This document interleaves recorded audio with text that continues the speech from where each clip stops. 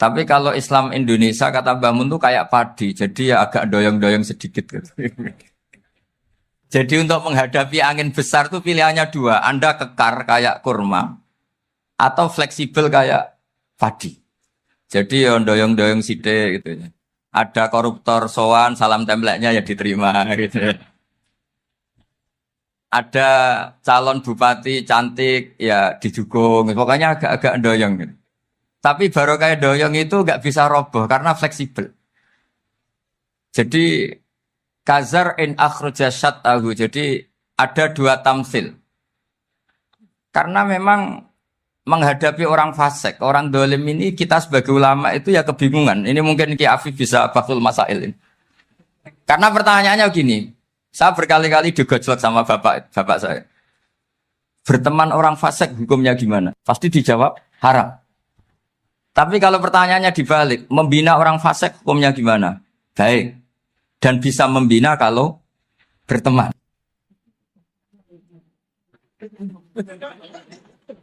Makanya Gus Azaim pernah bikin seni deh, muktamar seni. Anggap saja madhabnya seperti itu. Jadi ya agak doyong-doyong sedikit. Masa ketop berteman orang yang macam-macam. Tapi itu fleksibel. Nyatanya tetap soleh sampai sekarang gitu. Itu berarti itu ya gitu kata Bangun itu. Jadi untuk menahan angin yang besar pilihannya hanya dua. Anda kokoh kayak pohon kurma atau fleksibel kayak padi. Nah, Islam Indonesia kata Mbah Mun itu pari wae katanya, padi. Jadi ungkapan-ungkapan para masyayikh ini penting karena khazanah yang saya baca. Saya berkali-kali cerita ini dalam kitab Khilyatul Auliya.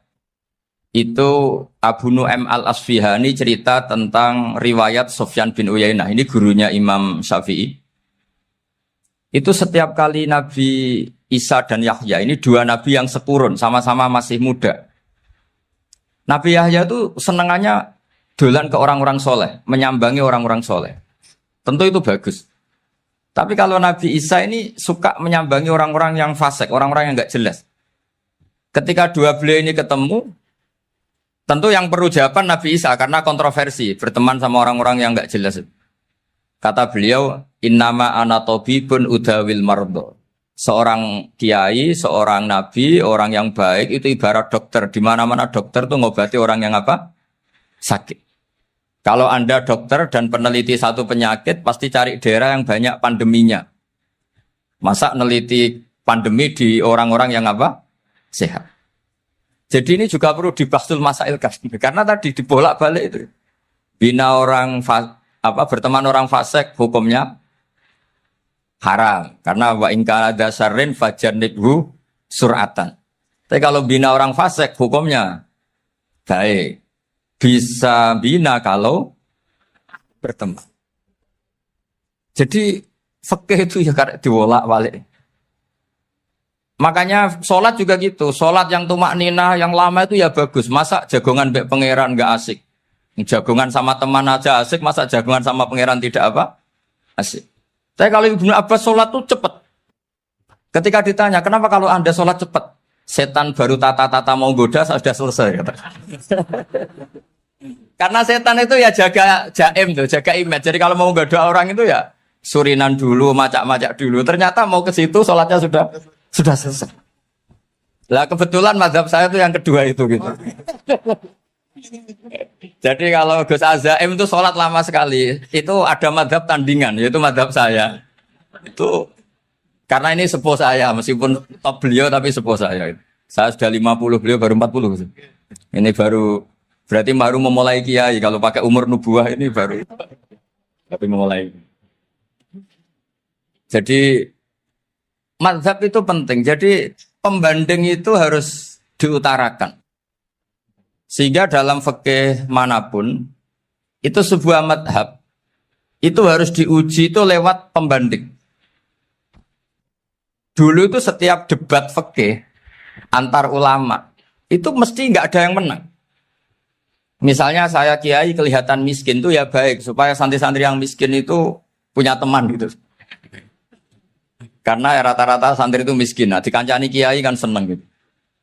Tapi problemnya, Kiai yang miskin itu ya nggak bisa nolong santri karena dia sendiri apa? Miskin. Makanya dulu Imam Syafi'i itu pengagum orang miskin. Setelah ngaji Imam Malik, tanya, ya Imam Malik, orang yang sealim jenengan itu siapa? Jawabnya Imam Malik lucu. Dulu Abu Hanifah, sekarang orangnya sudah meninggal ya. Ilmunya dititipkan atau diwaris oleh Muhammad bin Hasan Asy-Syaibani. Akhirnya Imam Syafi'i dibiayai Imam Malik ke Irak. Imam Syafi'i miskin, bisanya ke sana dibiayai Imam Malik. Itu seperti Abu Ya Said Muhammad masyhur, ini murid beliau. Kalau ada santri boyong kan mesti apa? Disangoni. Disangoni. Ketika datang ke Irak, Muhammad bin Hasan Asy-Syaibani itu nata uang, nata emas itu di ruang tamu. Jadi ngitung uang itu di ruang tamu. Miliatan. Ini kaget, ini kiai kok kedonyan kata Imam Syafi'i itu. Tapi apa kata Muhammad bin Hasan Asy-Syaibani? Anda kagum ini, Anda kaget ini. Kalau kamu menyoal orang soleh kaya, ini tak kasihkan orang-orang fasik. Biar dipakai judi, dipakai selingkuh, dipakai maksiat. Jangan-jangan. Harta ini harus tetap di orang soleh. Kalau ke orang fasik, bahaya. Berarti kiai boleh kaya. Boleh. Semenjak itu ada gerakan kiai kudu sugih. Ya ada yang kesampaian, ada yang enggak gitu saja. Tapi karena kalau pakai logika fikih, harta itu fitnah. Oke, seakan-akan harta itu masalah. Tapi kalau ini dikuasai orang dolim, maka masalah besar. Jika orang-orang soleh ini harus juga menguasai harta. Nah, terus lama-lama dikiaskan kekuasaan. Kalau yang kuasain orang fasik, orang tidak sholat, ribet. Akhirnya kiai terus dukung, ya akhirnya ikut politik tadi. Nak menawa bupatinya kena diatur gitu. Diatur kon sholat, orang yang sesi proposal, maksudnya diatur keng sholat maksud. Ini cerita-cerita apa logika fikih. Makanya saya sering ngaji kitab-kitab itu, di antara yang saya suka adalah ada dialog besar yang terjadi di antara orang-orang pilihan, termasuk bahkan di antara para nabi dan Tuhan. Jadi unik. Allah sendiri kadang mengajari kecerdasan para nabi itu ya lewat dialog. Masyhur itu, Nabi Ibrahim itu punya ruang khusus untuk sholat dan tidak boleh siapapun masuk situ. Tahu-tahu ada yang sudah di situ. Beliau membuka, kaget. Siapa memberi izin ke kamu yang punya rumah ini? Saya yang punya rumah dan saya tidak memberi izin kamu. Yang memberi izin saya itu yang punya saya, kamu dan rumah ini. Yaitu Allah Ta'ala katanya. Wah berarti kamu malaikat dong? Iya saya malaikat Israel. Disuruh nyabut nyawa kamu. Ya agak sopan karena agak pernah mondok di Salafiyah itu akhirnya Nabi Ibrahim bilang, wah itu keliru, Anda pasti keliru. Hal ra'aita habiban yumitu habibah, hal ra'aita khalilan yumitu khalilah. Saya ini Khalilur Rahman, saya ini kekasih Allah. Masa ada kekasih bunuh yang dikasih? Itu Israel akhirnya ngaji, masuk akal juga. Ternyata perintah ini mungkin hoax ya. Pokoknya dia terus mikir akhirnya. Iya ya, masa ini kekasih Allah kemudian oleh Allah dibunuh, dimatikan. Terbanglah Israel, matur lagi, ya Allah, kata Ibrahim, hal ra'aita khalilan yumitu khalilah. Masa kekasih bunuh yang dia apa? Kasih. Kayaknya masuk akal Gusti. Mulai ngaji lah kira-kira gitu. Akhirnya oleh Allah dijawab, ya sudah begini, kamu datang ke Ibrahim bilang, hal ra'aita habiban yakrahu ayyalqa habibah. Masa kekasih tidak siap ketemu yang dikasih. Nah, jadi akhirnya Nabi Ibrahim, Israel datang lagi. Logikanya sekarang enggak gitu, begini katanya. Diajarin. Hal ra'aita habiban yakrahu ayyalqa habibah. Masa kekasih tidak siap ketemu yang dikasih. Kata Ibrahim, oke, ya, terus mau meninggal. Jadi kalau jenengan cinta betul sama Allah ya harus, ya tidak usah, jangan sekarang tapi. Kalau mati di rumah aja, kalau di pondok ngerepotnya kiainya nanti. Tapi nanti setelah punya cucu banyak lah. Nah, barokahnya baca ini dialog-dialog orang pilihan ini akan tersibak. Karena tidak dalam semua kebaikan itu nggak ada logikanya, rata-rata ada logikanya. Misalnya begini, kalau Anda orang soleh, kemudian anak Anda pamit mau sekolah di Jerman, pilihan Anda mengizinkan apa enggak? Karena potensi jadi fasik ya tinggi, karena di tempat-tempat mas. Potensi berdakwah dari daerah yang untuk daerah yang tidak ada dai-nya menjadi ada. Itu mesti ulama itu berdebat. Misalnya punya anak pamit mau kembali atau keluarga. Yang satu cara berpikir optimis. Awal ada dai di beberapa negara Eropa itu ya barokahnya imigran, pekerja, mahasiswa. Dan semua itu bumi Allah, harus ada tasbih, harus ada tahmid. Dan itu harus dimulai dari kemauan atau mengizinkan anak asuh kita ke sana. Tapi di sisi yang lain potensi jadi fasik itu tinggi sekali. Pemana iman pas-pasan. Nah hal-hal seperti ini itu pasti jadi perdebatan. Dan kita harus menjawab. Dan tadi kayaknya di semua Basul Masail, Pondok Salafiyah jawabnya pede semua. Nggak ada ragu, nggak ada khilaf. Baguslah kalau pede. Meskipun nanti mungkin ada ulama lain yang cara berpikir apa? Berbeda. Sehingga, ini saya cerita ya. Sehingga di kitab-kitab fikih, misalnya saya kok hidup di Bali, sudah punya komunitas ngaji. Itu kok saya pindah ke Sukorejo sini. Banyak ulama yang mengatakan haram. Karena membiarkan bumi Allah yang sudah pernah ada orang yang sujud, kemudian ditinggalkan kosong, dan kemudian dikuasai orang yang tidak sujud. Jadi dianggap itu pembiaran. Jadi banyak di kitab Qalyubi, sarahnya Mahalli, jika ada seorang muslim yang hidup di negara orang kafir, dia nyaman, tidak dapat teror, itu nggak boleh lagi pindah ke negara Islam yang sehat. Karena takutnya li'alla yastau liyal kafir tilkal buk'ah, supaya bumi itu tidak dikuasai orang kafir. Jadi ini hal-hal yang para fuqaha itu harus berdebat. Karena ini masalah-masalah furu'iyah. Sehingga mulai dulu ya banyak ulama yang nyun sewu berpolitik. Mulai Wali Songo sampai sekarang alhamdulillah yang minat banyak. Mungkin bedanya ikhlas sama tidaknya. Tapi kalau saya pernah dikeluhin utusan dari ya komunitas. Islam Indonesia itu dulu itu ceritanya banyak yang dari Kamboja. Kalau dulu orang cerita itu orang Cempa. Itu setelah di Indonesia besar Wali Songo dan Brawijaya 5 itu sudah mulai oleng, itu singkat cerita mereka berpikir ingin bikin kerajaan apa? Islam di Demak Mintoro dengan raja pertama yaitu Raden Fatah. Karena Raden Fatah ini putra Brawijaya. Padahal setelah jadi kerajaan ini era cucu sudah konflik, berebut kekuasaan. Akhirnya sampai jadi Jipang, jadi Jogja, jadi Solo dan seterusnya. Tapi kata Mbah Mun itu tetap barokah. Karena orang Islam terus terbiasa mimpin. Sekeliru-keliru sidik, pokoknya orang Islam biasa mimpin. Sehingga zaman Mbah Hashim ya sudah mimpin Masumi, zaman Ki As'ad pengaruhnya besar. Sampai sekarang Kiai pengaruhnya besar. Nah barokahnya Kiai pengaruh besar ini sampai moral jadi ukuran. Misalnya sekarang ada calon bupati kok nggak sholat, itu pasti kalah. Jadi sholat itu jadi tolok ukur untuk calon apa? Bupati. Meskipun mungkin punya efek pura-pura sholat, tapi nggak apa-apa lah. Sementing moral ini jadi ukuran. Sementara yang di Thailand, di Patani, itu karena dulu pelajarannya tasawuf, itu orang nggak ambisi mimpin dunia. Tahu-tahu dipimpin. Dan akhirnya nyuwun sewu ya saake Islam-Islam yang dulu terlalu tasawuf karena nggak punya pengalaman memimpin, akhirnya lazimnya konsekuensinya hanya dipimpin. Tapi Islam Indonesia beda, karena kulino mimpin itu akhirnya dari orang Islam biasa menjadi Islam yang sholat sampai Islam yang bisa ngaji itu bisa mimpin negara. Tentu yang paling populer dimulai Gus Dur. Jadi ini sesuatu yang barokahnya istihad para kiai, sementing Islam kulino mimpin. Sehingga di Indonesia itu barokahnya itu, kebaikan itu jadi tolok ukur. Ada orang kok terkenal koruptor, atau terkenal nyuwun sewu selingkuh, atau terkenal apa, itu pasti tidak jadi. Karena moral itu menjadi tolok ukur. Dan itu adalah politik para kiai.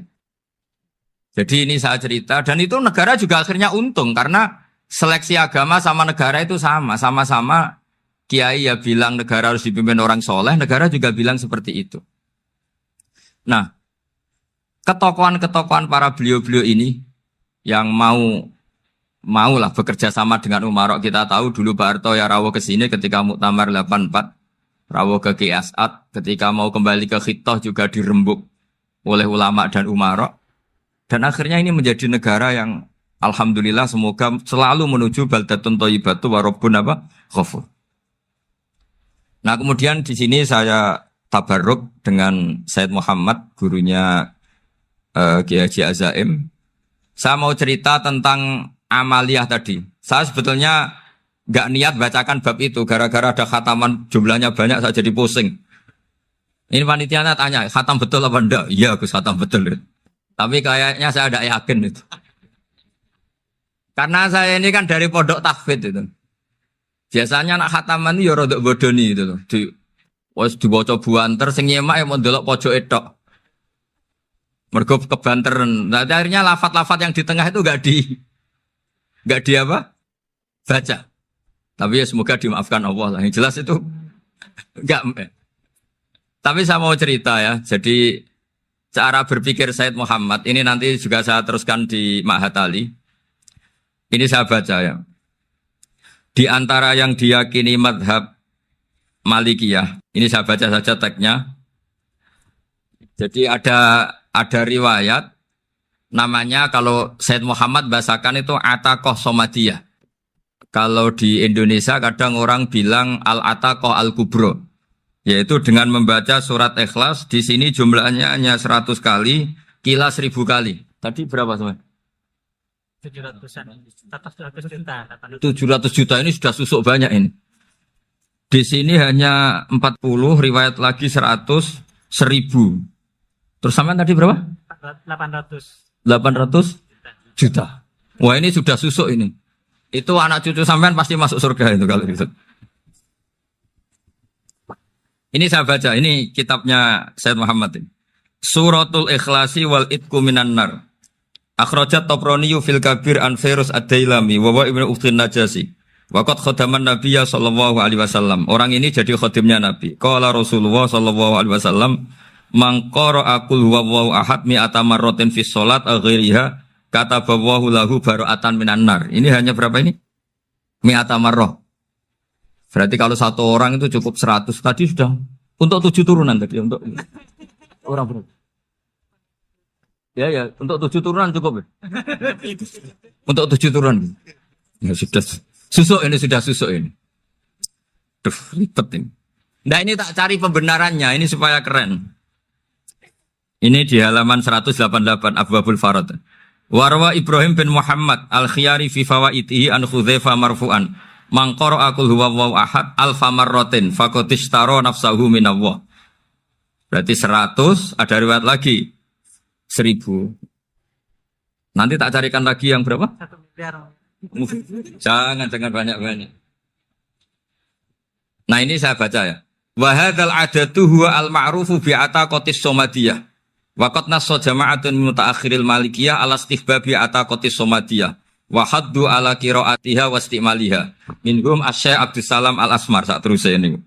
Jadi kullu haula'i istahabbu ataqatas somadiyah ma'atirafi ba'dihim kal misnawi bisiddati fi hadisiha. I'timadan ala anna hadza minal fadha'il allati yutasahalu fiha. Faman sa'a yasta'milaha roja'a khusula ma fiha fala ba'sa bidzalik.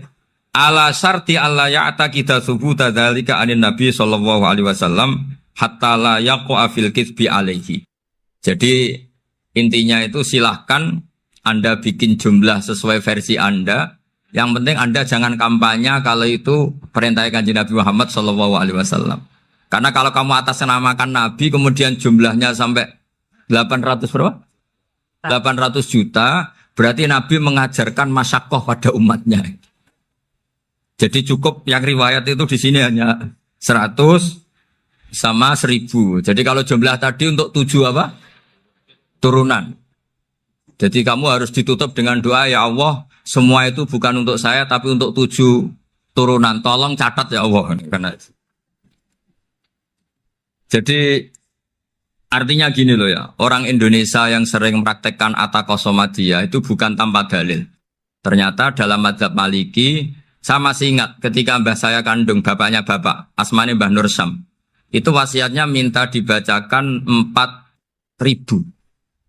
Yang baca pas itu ya bapak sama anak-anaknya. Dan kemudian alhamdulillah zaman akhir itu mulai agak ngawur. Kalau ada acara itu wong liya kon maca anake mlebu metu gak melok maca. Itu keliru, saya jamin itu keliru. Saya sering kalau mimpin di rumah, kalau yasinan di tonggo-tonggo kok anaknya gak maca saya keluar. Bapakmu wong liya kon maca kata saya. Jadi itu menurut saya itu yang jelas saya sampai ngisi begini. Yang ada riwayatnya itu idza mata ibnu adam min qata amaluhu illa min salasin shadaqatin jariyah au ilmin yuntafa'u bi aw waladin sholihin yatullah. Itu tidak ada di hadis au kiyayin sholihin yatullah. Yang ada itu awaladin apa? Sholihin. Jadi anaknya harus ikut. Kalau tidak ada usah kata. Akhirnya anaknya udah tinggi Gus nggih. Wah, akhirnya tak kei jagung paling akeh kula mendet sithik. Wong aku ora anake. Kadang-kadang enggak, orang lain baca buahnya, anaknya mau mlebu metu mau enggak tamu mbek rokokan. Itu harus ditobatkan itu. Keliru itu. Karena nasnya bukan awkiyayin solihin tapi awaladin solihin. Ini bukan provokator, ini memang ya harus seperti itu. Nah, terus tentang tadi la ilaha illallah yang didawahkan Gus Azaim.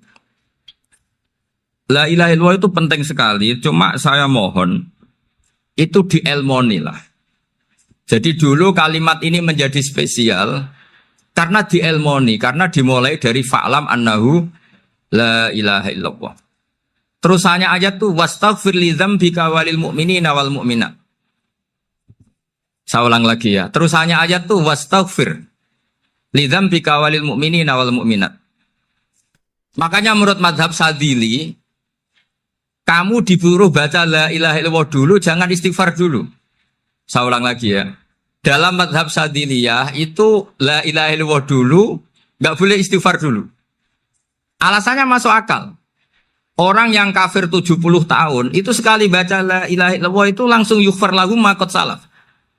Sehingga la ilaha illallah sendiri sudah punya kekuatan supaya dosa kita diampuni. Qul lil ladzina kafaru iyantahu yughfar lahum ma qad salaf. Cara menghentikan kekafiran gimana? Dia melafadzkan la ilaha illallah. Ini kalimat yang begitu saktinya sampai orang yang kafir puluhan tahun itu dosanya semuanya terhapus hanya karena melafadzkan la ilaha illallah. Nah, makanya kata Abdul Hasan Asadili wastaghfir li dzambika ay bihadil kalimah.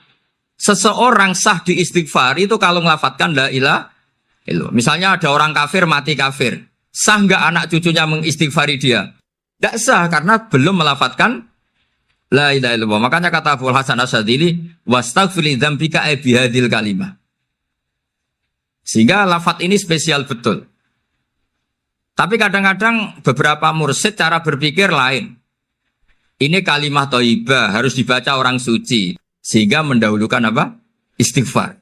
Untuk supaya pas ngelafadzkan kalimat thayyibah sudah dalam keadaan apa? Suci. Itu juga masuk akal. Tapi secara meyakinkan saya sendiri lebih mengikuti manhajnya Abil Hasan Asyadzili karena alasannya tadi yang kafir puluhan tahun saja langsung luntur dosanya karena melafadzkan la ilaha illallah. Artinya la ilaha illallah sendiri sudah bagian dari istighfar. Nah, ya tadi buktinya fa'lam annahu la ilaha illallah terus wastaghfir li dzambika walil mu'minina. Jadi orang sah diistighfari itu setelah dipastikan sah tauhidnya. Jadi setelah tauhidnya sah yaitu la ilaha illallah baru sah apa? Diistighfari. Sehingga orang kafir, saya ulang lagi, orang kafir yang mati kafir anak cucunya tidak boleh apa? Tidak boleh menistighfar. Terus saran saya kedua, la ilaha illallah itu filosofinya itu nafyun li uluhiyati ghairillah wa isbatun li uluhiyatillah wahdah. Filosofi la ilaha illallah itu gimana? Menafikan semua selain Allah itu tidak Tuhan dan hanya menuhankan Allah semata. Nah itu caranya gimana? Caranya kita harus terbiasa ini karena tadi saya dibilangin panitia ini rata-rata mustameknya atau mustamiatnya ini santri. Caranya gimana? Dilatih pakai logika. Saya berkali-kali cerita kalau ngaji, saya sekaligus kampanye. Allah itu Tuhan yang begitu fair. Untuk menjadi Tuhan, Allah mempersilahkan, ada kualifikasi Tuhan. Jadi boleh, dikompetisikan itu boleh, kata Allah. Gak apa-apa kamu ngaku Tuhan gitu, kata Allah. Tapi nak ngaku pangeran itu paling gak ya direputasi lah. Ada verifikasinya. Dimulai dari apa? Ya kalau jadi Tuhan itu setidaknya bikin langit bumi lah. Aturannya gitu. Jadi kalau daftar bupati ya daftarlah ke KPU. Masa tahu-tahu jadi apa? Tuhan kemudian tidak punya prestasi bikin langit bumi. Sehingga Allah itu cara ngendikan itu ya fair. Qul ara'aytum ma tad'una min dunillah aruni madza khalaqu minal ardi am lahum syirkun fis samawat. Coba yang kamu tuhankan selain saya, prestasinya apa? Ketika saya bikin bumi itu apa ikut bikin? Terus am lahum syirkun fis samawat. Kalau bikin langit, kalau nggak bisa ya urun lah gitu. Urun semen apa urun bego, pokoknya urun lah gitu. Urun ora, gawe bumi ora, ngerti-ngerti ngaku jadi pangeran. Kul hatu burhanakum. Jadi ya kan ya lucu kan, misalnya syarat kiai di Salafiyah kan keluarga Kiai As'ad, cucunya ngaji ngalim. Orang keluarga Kiai As'ad tuh aku kiai utama di Salafiyah. Oh mesti di penjara ya.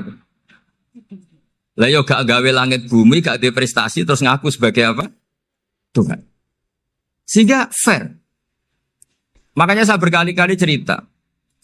Jubair bin Mut'im itu punya anak namanya Muhammad. Ini sudah orang alim, Muhammad bin Jubair bin Mut'im. Itu cerita awala islami abihi.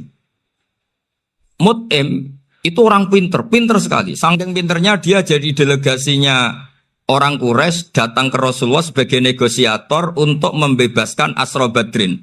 Tawanan perang apa? Badar. Yang namanya disuruh itu pasti orang pinter. Tapi apa yang terjadi ketika nginep di masjid? Karena zaman itu gak ada hotel. Nanti jadi geger. Orang musyrik nginep di masjid hukumnya gimana? Bahsul masail tok. Zaman itu mau tidak mau. Kalau sekarang kan ada hotel, kiai juga punya wisma. Apa yang terjadi? Orang ini cerdas sekali. Dan delalah Nabi pas sholat maghrib itu baca wattur wa kitabim mastur sampai am khalaqus samawati wal ard. Ya kalau kamu jadi Tuhan ya setidaknya menciptakan langit bumi lah. Namanya jadi Tuhan ya ada persyaratan kan. Paling enggak punya reputasi menciptakan langit bumi. Atau kalau jadi Tuhan setidaknya reputasinya itu enggak diciptakan yang lain. Am khuliqu min ghairi syai'in. Ini jadi Tuhan kok punya bapak, punya ibu. Ini jadi Tuhan kok lahirnya di bumi. Ada tanggal lahirnya, ada tahun. Masa jadi Tuhan kok dulu buminya. Pokoknya walhasil tuh. Akhirnya Nabi ketika salam sholat maghrib, dia datang. Ya Rasulullah, akalku habis oleh ayat yang barusan kau baca. Sudah saya Islam saja. Argumentasi selain Allah Tuhan itu batal. Itu, nah saya mohon santri-santri Salafiyah itu baca Quran sampai seperti itu. Jadi jangan hanya khataman banyak-banyakan maksudnya. Ini bukan nyindir ini, ngamuk ini. Jadi ya khatamannya tadilah 1000 atau berapa lah, jangan banyak-banyak. Juga kasihan malaikat yang nyatet kan. Wong baru subhanallah alhamdulillah aja di teks hadisnya abad al malaikah kan ditete. Itu baru subhanallah alhamdulillah itu sudah mencapaikan malaikat. Makanya saya wiridan tuh arang-arang kasihan malaikat karena nanti jadi itu ya ada madhabnya itu jadi kalau Gus Azaim sholat lama tak saingi sholat cepet itu sama-sama ada madhabnya. Yang cepet kayak saya tadi setan pas tata-tata mau goda pas rukuk saya sudah itidal. Mau goda itidal saya sudah sujud, pusing dia. Tapi jangan tiru ini madhab yang agak-agak khusus lah sudah cara orang Madura agak khilaf gitu. Khilaf ya.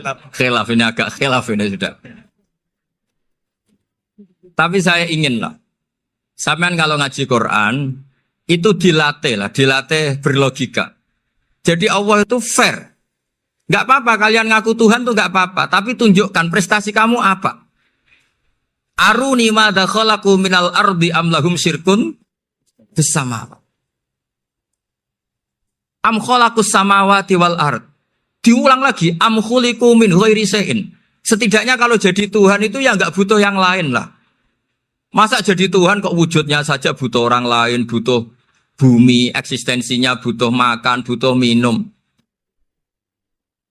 Makanya Allah cara cara meniadakan uluhiyah selainnya itu Allah itu redaksinya itu mengena sekali. Yaitu tadi dengan cara-cara seperti itu. Sebagian ayat disebutkan ma asyattuhum khalqas samawati wal ardi wala khalqa anfusihim. Wong Tuhan kok nggak punya reputasi bikin langit, bikin bumi, bahkan untuk menciptakan dirinya sendiri saja nggak bisa. Ya sudahlah, kamu nggak usah ngaku Tuhan, nggak level katanya dia tahu gitu. Akhirnya terus ditemukan Tuhan yang sejati, yaitu wal awwalu wal akhiru wal zahiru wal batin. Nah itu yang Mut'im ini tadi termasuk orang yang sangat cerdas sekali. Padahal itu bacanya bukan pas basul masail, enggak. Nabi pas sholat maghrib. Juga bukan pas ceramah, enggak. Tapi itu didengarkan. Makanya termasuk ini spesial untuk hormat saya kepada Ki As'ad. Makanya saya ini kalau mentasjek santri-santri, ini agak sensitif, tapi sudah saya tidak perlu takut fitnah. Saya termasuk kenapa saya ingin jadi ahli tafsir, tentu yang membentuk itu Mbah Maimun dan bapak saya. Bapak saya itu hafal Quran kayak hafal Fatihah. Saking senangnya Quran itu. Mungkin bisa kamu saingi itu. Itu adalah orang kafir itu bisa paham Quran. Itu sangat menyinggung saya. Orang kafir itu bisa paham Quran. Ketika Umar Islam itu karena mendengar apa coba? Mendengar apa? Quran. Dan itu masih kafir apa sudah Islam? Masih kafir karena kalimat-kalimat yang di Quran itu begitu jelas wal kitabil mubin sehingga didengarkan orang kafir pun tuh ngefek. Makanya ketika Umar datang ke saudari putrinya, kemudian dengar Toha ma anzalna alaikal Qur'an apa? Litasqa, itu dia terus iman. Begitu juga Mut'im. Itu ketika dengar Nabi baca surat At-Tur ya langsung iman. Makanya kata Ibnu Jarir At-Tabari, kamu jangan pernah bilang gini, syaratnya faham Quran itu harus alim, harus gini. Lah nanti berarti orang kafir punya alasan di depan Allah, ya Allah, engkau ngandani kami dengan Quran yang nggak bisa difahami kecuali alim dulu. Lah saya alim gimana? Nggak pernah mondok. Mondok gimana? Saya kafir. Jadi artinya gini loh, kata Ibnu Jarir At-Tabari, Allah tidak mungkin mengatakan gini, ifhamil Quran bima la fahmalaka. Quran itu harus kamu fahami. Sementara orang kafir karena lafadznya Quran khusus nggak bisa memahami. Makanya Quran itu dibaca. Itu banyak orang kafir yang menjadi muslim karena mendengar apa? Al-Quran. Padahal kafir. Nah termasuk tadi Muhammad bin Jubair bin Mut'im ini itu menjadi Islam ya karena mendengar Quran. Padahal dia saat itu masih apa? Kafir. Karena tadi logika misalnya nggak paham secara lafadz Arab. Sekarang misalnya nyuwun sewu ada orang ateis. Saya pernah didatangi seorang ateis yang nggak percaya Tuhan. Saya mau Islam Pak Ba, asal Anda bisa menjelaskan Tuhan itu siapa. Coba Quran dibaca secara makna, tidak secara lafaz tapi secara makna. Begini misalnya, ada orang ateis datang ke saya, Pak Ba, saya mau Islam, asal Anda bisa menjelaskan Tuhan itu siapa. Terus saya tanya, ini ngajak goblok-goblokan apa pinter-pinteran kata saya. Terus dia jawab, ngajak pinter-pinteran Pak. Saya ini doktor katanya. Maksudnya di akademiknya dia doktor, mungkin jurusan matematika atau apa, tapi di ketuhanannya jeblok. Terus tak tanya, kalau ini ada kertas, kamu suka ada rumusnya apa suka ada? Ya suka ada rumusnya. Kenapa ada kertas? Ya karena ada yang bikin. Nah kira-kira berstatus membikin atau membuat, itu sesuatunya mewujud apa enggak? Ya pasti mewujud lah, pasti ada. Ya sudah, anggap Tuhan itu adalah sebab dari semua yang ada. Masa alam yang seperti ini, langit dan bumi ini maujudat, kemudian kamu katakan kholaqohal adam, bahwa alam raya yang mewujud ini diciptakan oleh ketiadaan. Ya juga, berarti Tuhan itu ya. Ya itu yang namanya Tuhan. Lah mulai dulu kiai-kiai ngomong gitu kan saya Islam katanya. Jadi kiai-kiai itu kadang-kadang kalau dakwah pokoknya KBU digawe Tuhan. Beda dengan dakwanya orang-orang mantek. Orang-orang mantek itu kan nggak pernah nyebut Allah. Ini alam hawadis, la budda min muhdis. Meskipun mereka, nah muhdis ini menurut Islam namanya Allah. Tapi sebetulnya kan nggak langsung bilang Allah. Jadi tak kasih tahu, alam raya ini mewujud nggak? Ya mewujud Pak. Bisa nggak sesuatu yang nggak ada menjadi faktor wujudnya yang ada? Ya nggak bisa, namanya nggak ada itu nggak bisa jadi faktor. Nah itu hebatnya ulama-ulama kita. Ketika mengenalkan Allah itu siapa? Zat yang wajibil wujud. Jadi kita ini kalah pinter be ulama-ulama dulu. Ya alhamdulillah kalahnya sama ulama dulu. Kalau kalah sama ulama sekarang isin lah. Jadi ulama dulu sudah pinter. Pasti pertanyaan dasar manusia, hadil maujudat tuh man khalaqaha, siapa yang menciptakan? Kalau kamu langsung jawab Allah atau Tuhan, mereka pasti tidak nerima. Ya jawab saja, hadil maujudat mesti khalaqaha maujudun. Nah berhubung maujud ini berstatus pencipta, harus super. Nah super ini oleh ulama disebut wajibul wujud atau musabbibul asbab. Yang oleh Islam dinamai Allah. Tapi kita langsung ngomong Allah, ya mesti aja bingungkan kan bagi yang bingung maksudnya. Ya saya mohonlah kalimat-kalimat la ilaha illallah itu diamatilah, diresapi sampai seperti penjelasan saya ini, sehingga punya kualitas ilmu. Karena syaratnya memang fa'lam, harus punya kualitas apa? Ilmu. Ilmu itu apa? Ma'rifatus syai' ala ma huwa alaih. Mengenal sesuatu sesuai detail-detail sifatnya sesuatu itu. Misalnya kalau Allah sudah jadi Tuhan, ya harusnya qabla kulli syai'. Masa Tuhan sama yang dituhani wujudnya dulu yang dituhani. Ditemukanlah sifat awal atau qadim. Makanya benar Gus Azaim tadi, kalau sudah bertauhid harus hafal akidah berapa khamsin. Dimulai apa? Wujud. Kenapa harus dikatakan wujud? Karena alam raya ini kadung maujudan. Hadhil alam maujudun. Masa maujudun khalaqahul adam? Masa maujudat khalaqahul adam?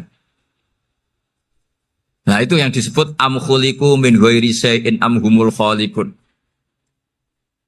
Jadi saya mohon semohon-mohonnya, cobalah tradisi-tradisi lihat baru ayat ini dihidupkan lagi, sehingga kita baca Quran itu sekaligus menjadi orang yang sangat argumentatif. Karena Quran adalah qul falillahil hujjatul baligh. Dilatih. Jangan bosan, dilatih. Makanya kalau saya baca ayat-ayat seperti itu, cek fair Allah. Fair betul. Gak apa-apa saya punya pesaing kata Allah. Tapi yang imbang dong. Pas aku gawe langit ya bantulah. Atau ada langit tandingan lah kira-kira gitu. Kalau saya bikin bumi ya ada bumi. Nah misalnya sekarang orang Cina bikin matahari. Materinya dari mana coba? Dari yang sudah ada sekarang kan? Tetap saja agak ikut bikin kan? Tapi kalau Allah bikin langit bumi minal adam minal wujud. Kalau mereka paling rekayasa yang sudah wujud adik. Nah harus sampai seperti itu. Sampai kata Gus Azim kul hatu apa? Burhanakum dan. Jadi ini cara-cara kita untuk menguatkan iman. Aruni madza khalaqu minal ardi am lahum syirkun fis samawati. Terus kata Allah, itu nih bi kitab min qabli hadza au atharatin min ilmin. Kalau kamu enggak setuju teori ini kata Allah, cari kitab suci versi Anda. Aturan jadi Tuhan itu apa coba? Ya tetap saja semua kitab suci akan mengatakan di mana-mana Tuhan itu pencipta langit dan bumi. Jangan yang lahir di bumi jadi Tuhan. Jangan Lata Uzza jadi Tuhan. Jangan karena sakti jadi Tuhan. Nah ini di sini pentingnya ilmu balaghah, ilmu mantek yang alhamdulillah di pondok-pondok kita masih diajari. Makanya kata mantek sebetulnya ilmu akal hanya menemukan hadil maujudat khalaqaha maujudun. Nah yang maujud ini siapa? Ya wajibul wujud. Nah kemudian Islam menamai ini Allah Subhanahu wa ta'ala. Makanya ulama dulu itu kalau ngetikan Allah itu siapa? Zat sing wajibul wujud. Itu filosofinya luar biasa. Karena dengan seperti ini bisa menafikan teori ateisme. Bahwa alam raya ini diciptakan oleh ketiadaan. Makanya saya bilang tadi, ngajak goblok-goblokan apa pinter-pinteran gitu. Lah nek ngajak goblok-goblokan yang ngene, hadhil maujudat khalaqahal adam. Terus kita goblok bareng. Loh iya kan barang maujud diciptakan yang tidak maujud. Wong ora wujud kok mempengaruhi sing wujud. Ya monggo nak goblok bareng kata. Akhirnya, gak lho Gus, saya ini dokter masa kamu ajak goblok? Ya sudah pinter saja kata saya. Alhamdulillah karena debat kecil ini dia menjadi nyaman lagi dengan apa? Islam. Memang saya tentu nggak bisa disalahkan doktoralnya karena di ilmu yang selain apa? Teologi gitu. Tapi kan polanya dia pasti pinter. Makanya ini sekaligus mengingatkan anak-anak lah. Kecakapan menjelaskan itu harus dilatih. Karena di antara kelebihannya Quran itu wal kitabil apa? Mubin. Yaitu kitab yang punya kemampuan menjelaskan. Ini yang terakhir saya beri contoh. Terakhir ini penjelasan Quran. Dulu orang kafir itu cara berpikir itu begini. Muhammad, urusan kita ini banyak, problem kita banyak. Masa iya urusan yang banyak ini cukup dengan satu Tuhan? Kalau problem banyak ya Tuhannya harus banyak. Ada Tuhan pohon, Tuhan hujan. Ya kayak Cina itu ada Dewi Kuan Im keberuntungan, ada yang sial. Yang pokoknya diurus yang banyak lah. Maka mereka bilang aja'alal alihata ilaha wahida inna hadza la syai'un ujab. Ini aneh urusan banyak kok Tuhannya satu ini aneh lah. Tapi Nabi secara sabar dan yang diomongnya orang kafir. Tidak anak Mahatali, orang kafir. Jadi nanti kalau anak Mahatali gak paham Quran kebangetan wong kafir saja paham. Akhirnya Nabi secara santai, secara rileks memberi penjelasan gini.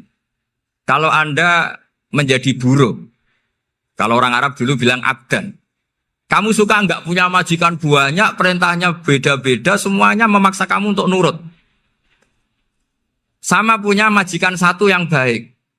Ya enggak suka lah Muhammad kalau majikan saya banyak, semuanya berhak merintah saya, enggak enak. Majikannya satu saya, satu saja.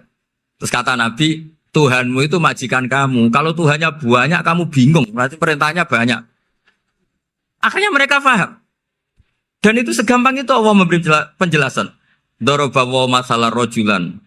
Fihi syuraka umutasyakisuna wa rojulan salamal lirojul. Hal yastawiyahani masalah. Alhamdulillah. Langsung diberi analogi. Kalau kamu jadi buruh, punya majikan banyak, yang perintahnya beda-beda. Kemudian jadi buruh yang majikannya satu. Kamu milih mana? Ya milih satu Muhammad. Ya sudah. Kalau Tuhannya banyak, perintahnya banyak, kamu juga bingung.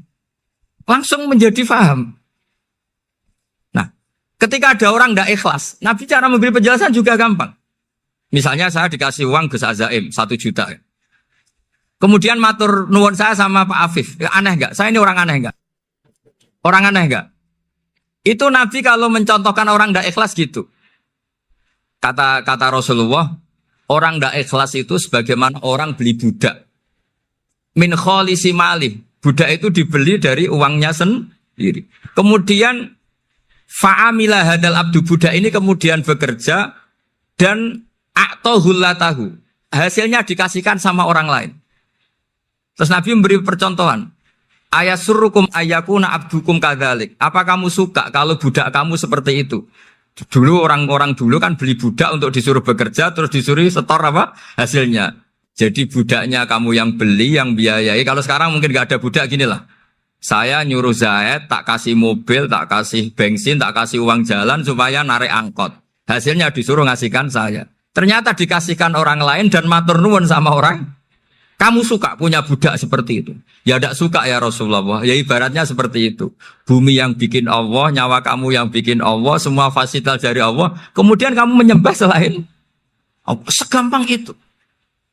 Dan Nabi telaten sampai dulu yang mayoritas orang kafir menjadi mayoritas Muslim. Dan semuanya tanpa paksaan. La ikroha fiddin. Karena qad tabayyana rusdu minal ghayy.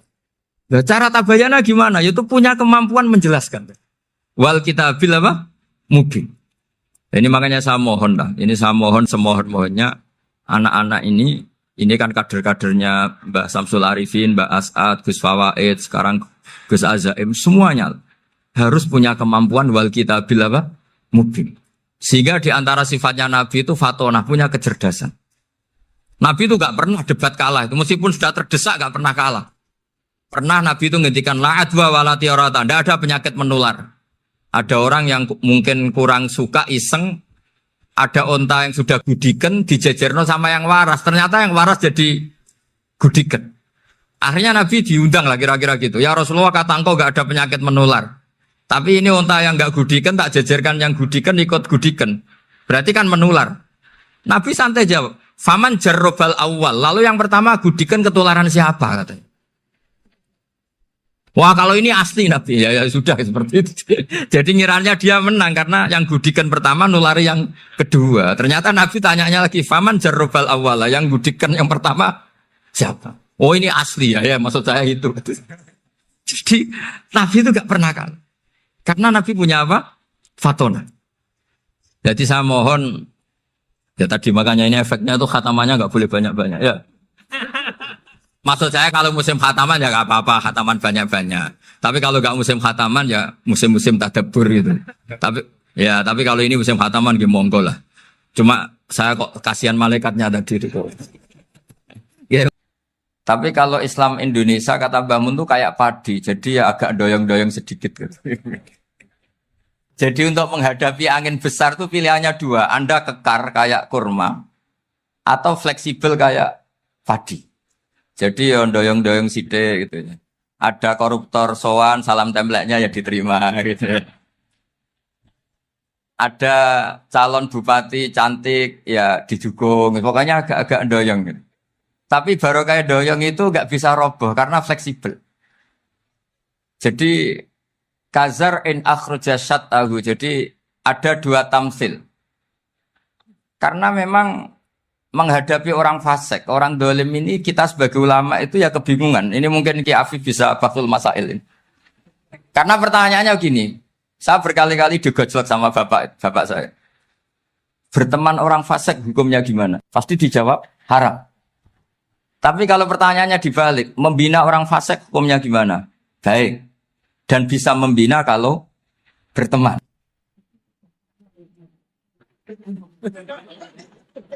Makanya Gus Azaim pernah bikin seni deh, muktamar seni. Anggap saja madhabnya seperti itu. Jadi ya agak doyong-doyong sedikit. Masa ketop berteman orang yang macam-macam. Tapi itu fleksibel. Nyatanya tetap soleh sampai sekarang gitu. Itu berarti itu ya gitu kata Bangun itu. Jadi untuk menahan angin yang besar pilihannya hanya dua. Anda kokoh kayak pohon kurma atau fleksibel kayak padi. Nah, Islam Indonesia kata Mbah Mun itu pari wae katanya, padi. Jadi ungkapan-ungkapan para masyayikh ini penting karena khazanah yang saya baca. Saya berkali-kali cerita ini dalam kitab Khilyatul Auliya. Itu Abu Nu'aim Al-Asfihani cerita tentang riwayat Sufyan bin Uyainah. Ini gurunya Imam Syafi'i. Itu setiap kali Nabi Isa dan Yahya, ini dua nabi yang sekurun, sama-sama masih muda. Nabi Yahya itu senengannya dolan ke orang-orang soleh, menyambangi orang-orang soleh. Tentu itu bagus. Tapi kalau Nabi Isa ini suka menyambangi orang-orang yang fasik, orang-orang yang nggak jelas. Ketika dua beliau ini ketemu, tentu yang perlu jawaban Nabi Isa karena kontroversi, berteman sama orang-orang yang nggak jelas. Kata beliau, innama ana tabibun udawil mardo. Seorang kiai, seorang nabi, orang yang baik itu ibarat dokter. Di mana-mana dokter tuh ngobati orang yang apa? Sakit. Kalau Anda dokter dan peneliti satu penyakit, pasti cari daerah yang banyak pandeminya. Masa neliti pandemi di orang-orang yang apa? Sehat. Jadi ini juga perlu dibahsul masailkan. Karena tadi dibolak-balik itu. Bina orang berteman orang fasik hukumnya haram. Karena wa in kana dasarin fajanibhu sur'atan. Tapi kalau bina orang fasik hukumnya baik. Bisa bina kalau berteman. Jadi fikih itu ya karena dibolak-balik. Makanya sholat juga gitu. Sholat yang tumak ninah yang lama itu ya bagus. Masa jagongan mbek pangeran enggak asik. Jagongan sama teman aja asik, masa jagongan sama pangeran tidak apa? Asik. Tapi kalau Ibnu Abbas sholat tuh cepat. Ketika ditanya, kenapa kalau Anda sholat cepat? Setan baru tata-tata mau goda, sudah selesai. Kata. Karena setan itu ya jaga jaim tuh, jaga image. Jadi kalau mau goda orang itu ya surinan dulu, macak-macak dulu. Ternyata mau ke situ sholatnya sudah selesai. Lah kebetulan mazhab saya itu yang kedua itu gitu. Jadi kalau Gus Azaim itu sholat lama sekali, itu ada madhab tandingan, yaitu madhab saya. Itu karena ini sepuh saya, meskipun top beliau tapi sepuh saya. Saya sudah 50, beliau baru 40. Ini berarti baru memulai kiai. Kalau pakai umur nubuah ini baru. Tapi mulai. Jadi mazhab itu penting. Jadi pembanding itu harus diutarakan. Sehingga dalam fikih manapun itu sebuah mazhab itu harus diuji itu lewat pembanding. Dulu itu setiap debat fikih antar ulama itu mesti nggak ada yang menang. Misalnya saya kiai kelihatan miskin itu ya baik supaya santri-santri yang miskin itu punya teman gitu. Karena rata-rata santri itu miskin. Nah, dikancani kiai kan seneng gitu. Tapi problemnya kiai yang miskin itu ya nggak bisa nolong santri karena dia sendiri apa? Miskin. Makanya dulu Imam Syafi'i itu pengagum orang miskin. Setelah ngaji Imam Malik tanya, ya Imam Malik orang yang sealim jenengan itu siapa? Jawabnya Imam Malik lucu. Dulu Abu Hanifah, sekarang orangnya sudah meninggal ya. Ilmunya dititipkan atau diwaris oleh Muhammad bin Hasan Asy-Syaibani. Akhirnya Imam Syafi'i dibiayai Imam Malik ke Irak. Imam Syafi'i miskin, bisanya ke sana dibiayai Imam Malik. Itu seperti Abu Ya Said Muhammad masyhur, ini murid beliau. Kalau ada santri boyong kan mesti apa? Disangoni. Disangoni. Ketika datang ke Irak, Muhammad bin Hasan Asy-Syaibani itu nata uang, nata emas itu di ruang tamu. Jadi ngitung uang itu di ruang tamu. Miliatan. Ini kaget. Ini kiai kok kedonyan kata Imam Syafi'i itu. Tapi apa kata Muhammad bin Hasan Asy-Syaibani? Anda kagum ini, Anda kaget ini. Kalau kamu menyoal orang soleh kaya, ini tak kasihkan orang-orang fasik. Biar dipakai judi, dipakai selingkuh, dipakai maksiat. Jangan-jangan. Harta ini harus tetap di orang soleh. Kalau ke orang fasik, bahaya. Berarti kiai boleh kaya. Boleh-boleh. Semenjak itu ada gerakan kiai kudu sugih. Ya ada yang kesampaian, ada yang enggak gitu saja. Tapi karena kalau pakai logika fikih, harta itu fitnah. Oke, seakan-akan harta itu masalah. Tapi kalau ini dikuasai orang dolim, maka masalah besar. Jika orang-orang soleh ini harus juga menguasai harta. Nah, terus lama-lama dikiaskan kekuasaan. Kalau yang kuasain orang fasik, orang tidak sholat, ribet. Akhirnya kiai terus dukung, ya akhirnya ikut politik tadi. Nak menawa bupatinya kena diatur gitu. Diatur kon sholat, orang yang sesi proposal, maksudnya diatur keng sholat maksud. Ini cerita-cerita apa logika-logika fikih. Makanya saya sering ngaji kitab-kitab itu diantara yang saya suka adalah ada dialog besar yang terjadi di antara orang-orang pilihan, termasuk bahkan di antara para nabi dan Tuhan.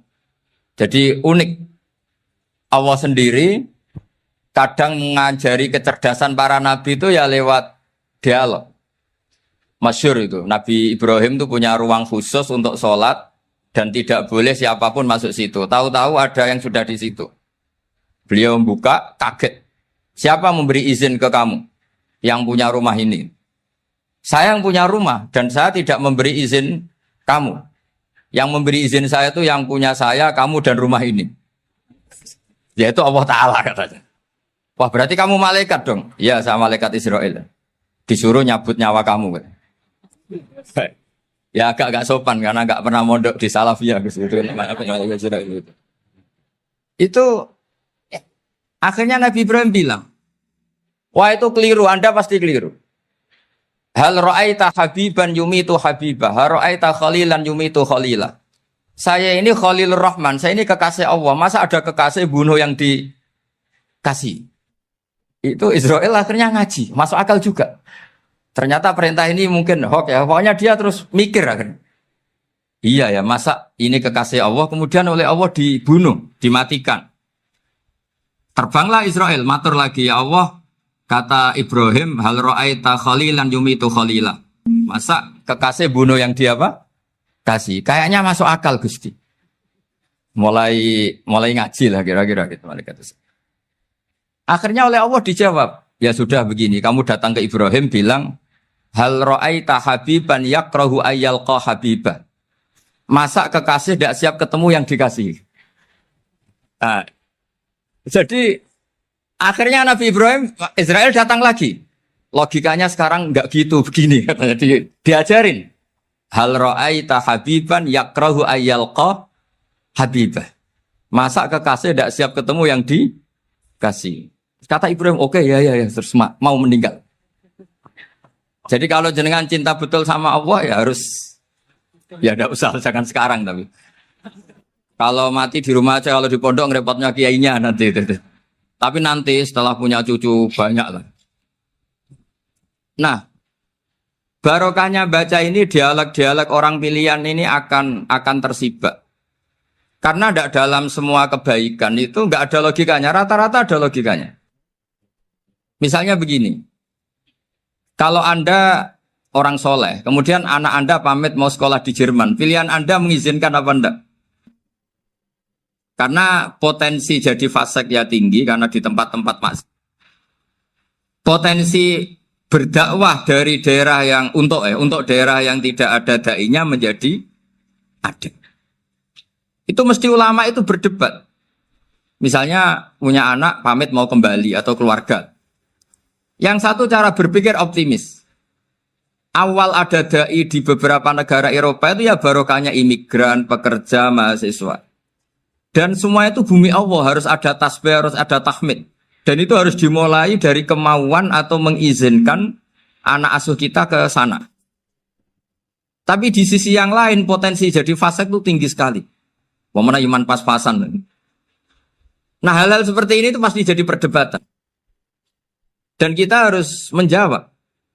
Dan tadi kayaknya di semua Basul Masail, Pondok Salafiyah jawabnya pede semua. Nggak ada ragu, nggak ada khilaf. Baguslah kalau pede. Meskipun nanti mungkin ada ulama lain yang cara berpikir apa? Berbeda. Sehingga, ini saya cerita ya. Sehingga di kitab-kitab fikih, misalnya saya kok hidup di Bali sudah punya komunitas ngaji. Itu kok saya pindah ke Sukorejo sini. Banyak ulama yang mengatakan haram. Karena membiarkan bumi Allah yang sudah pernah ada orang yang sujud, kemudian ditinggalkan kosong, dan kemudian dikuasai orang yang tidak sujud. Jadi dianggap itu pembiaran.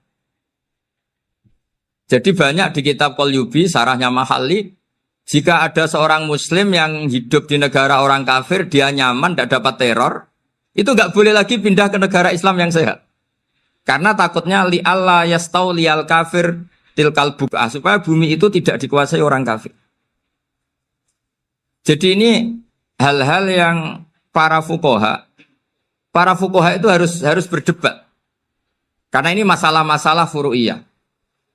Sehingga mulai dulu ya banyak ulama yang nyun sewu berpolitik. Mulai Wali Songo sampai sekarang alhamdulillah yang minat banyak. Mungkin bedanya ikhlas sama tidaknya. Tapi kalau saya pernah dikeluhin utusan dari ya komunitas. Islam Indonesia itu dulu itu ceritanya banyak yang dari Kamboja. Kalau dulu orang cerita itu orang Cempa. Itu setelah di Indonesia besar Wali Songo dan Brawijaya 5 itu sudah mulai oleng, itu singkat cerita mereka berpikir ingin bikin kerajaan apa? Islam di Demak Mintoro dengan raja pertama yaitu Raden Fatah. Karena Raden Fatah ini putra Brawijaya. Padahal setelah jadi kerajaan ini era cucu sudah konflik, berebut kekuasaan. Akhirnya sampai jadi Jipang, jadi Jogja, jadi Solo dan seterusnya. Tapi kata Mbah Mun itu tetap barokah. Karena orang Islam terus terbiasa mimpin. Sekeliru-keliru sidik, pokoknya orang Islam biasa mimpin. Sehingga zaman Mbah Hashim ya sudah mimpin Masumi, zaman Ki As'ad pengaruhnya besar, sampai sekarang Kiai pengaruhnya besar. Nah barokahnya Kiai pengaruh besar ini sampai moral jadi ukuran. Misalnya sekarang ada calon bupati kok nggak sholat, itu pasti kalah. Jadi sholat itu jadi tolok ukur untuk calon apa? Bupati. Meskipun mungkin punya efek pura-pura sholat, tapi nggak apa-apa lah. Sementing moral ini jadi ukuran. Sementara yang di Thailand, di Patani, itu karena dulu pelajarannya tasawuf, itu orang nggak ambisi mimpin dunia. Tahu-tahu dipimpin. Dan akhirnya nyuwun sewu ya saake Islam-Islam yang dulu terlalu tasawuf. Karena nggak punya pengalaman memimpin, akhirnya lazimnya konsekuensinya hanya dipimpin. Tapi Islam Indonesia beda. Karena kulino mimpin, itu akhirnya dari orang Islam biasa menjadi Islam yang sholat, sampai Islam yang bisa ngaji itu bisa mimpin negara. Tentu yang paling populer dimulai Gus Dur. Jadi ini sesuatu yang barokahnya istihad para kiai. Sementing Islam kulino mimpin. Sehingga di Indonesia itu barokahnya itu. Kebaikan itu jadi tolok ukur. Ada orang kok terkenal koruptor, atau terkenal nyuwun sewu selingkuh, atau terkenal apa, itu pasti tidak jadi. Karena moral itu menjadi tolok ukur. Dan itu adalah politik para kiai. Jadi ini saya cerita, dan itu negara juga akhirnya untung, karena seleksi agama sama negara itu sama. Sama-sama kiai ya bilang negara harus dipimpin orang soleh, negara juga bilang seperti itu. Nah, ketokohan-ketokohan para beliau-beliau ini yang mau lah bekerja sama dengan umarok. Kita tahu dulu Pak Harto ya rawuh ke sini ketika Muktamar 84, rawuh ke Ki As'ad, ketika mau kembali ke Khittah juga dirembuk oleh ulama dan umarok. Dan akhirnya ini menjadi negara yang alhamdulillah semoga selalu menuju baldatun thayyibatu wa rabbun ghafur.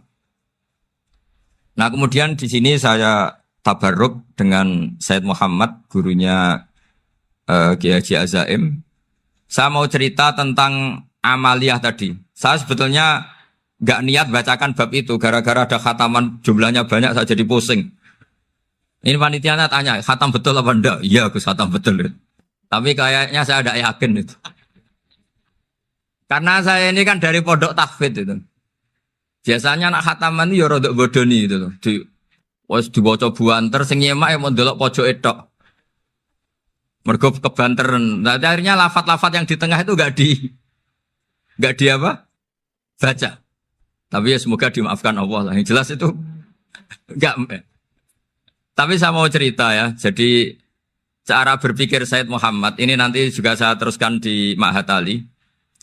Ini saya baca ya. Di antara yang diyakini madhab Malikiyah, ini saya baca saja teksnya. Jadi ada riwayat namanya kalau Said Muhammad bahasakan itu Ataqoh Somadiyah. Kalau di Indonesia kadang orang bilang Al-Ataqoh Al-Kubro. Yaitu dengan membaca surat Ikhlas, di sini jumlahnya hanya 100 kali, kila 1000 kali. Tadi berapa teman? 700 juta. 700 juta ini sudah susuk banyak ini. Di sini hanya 40, riwayat lagi 100, 1000. Terus sampai tadi berapa? 800 juta. Wah, ini sudah susuk ini. Itu anak cucu sampean pasti masuk surga itu kalau gitu.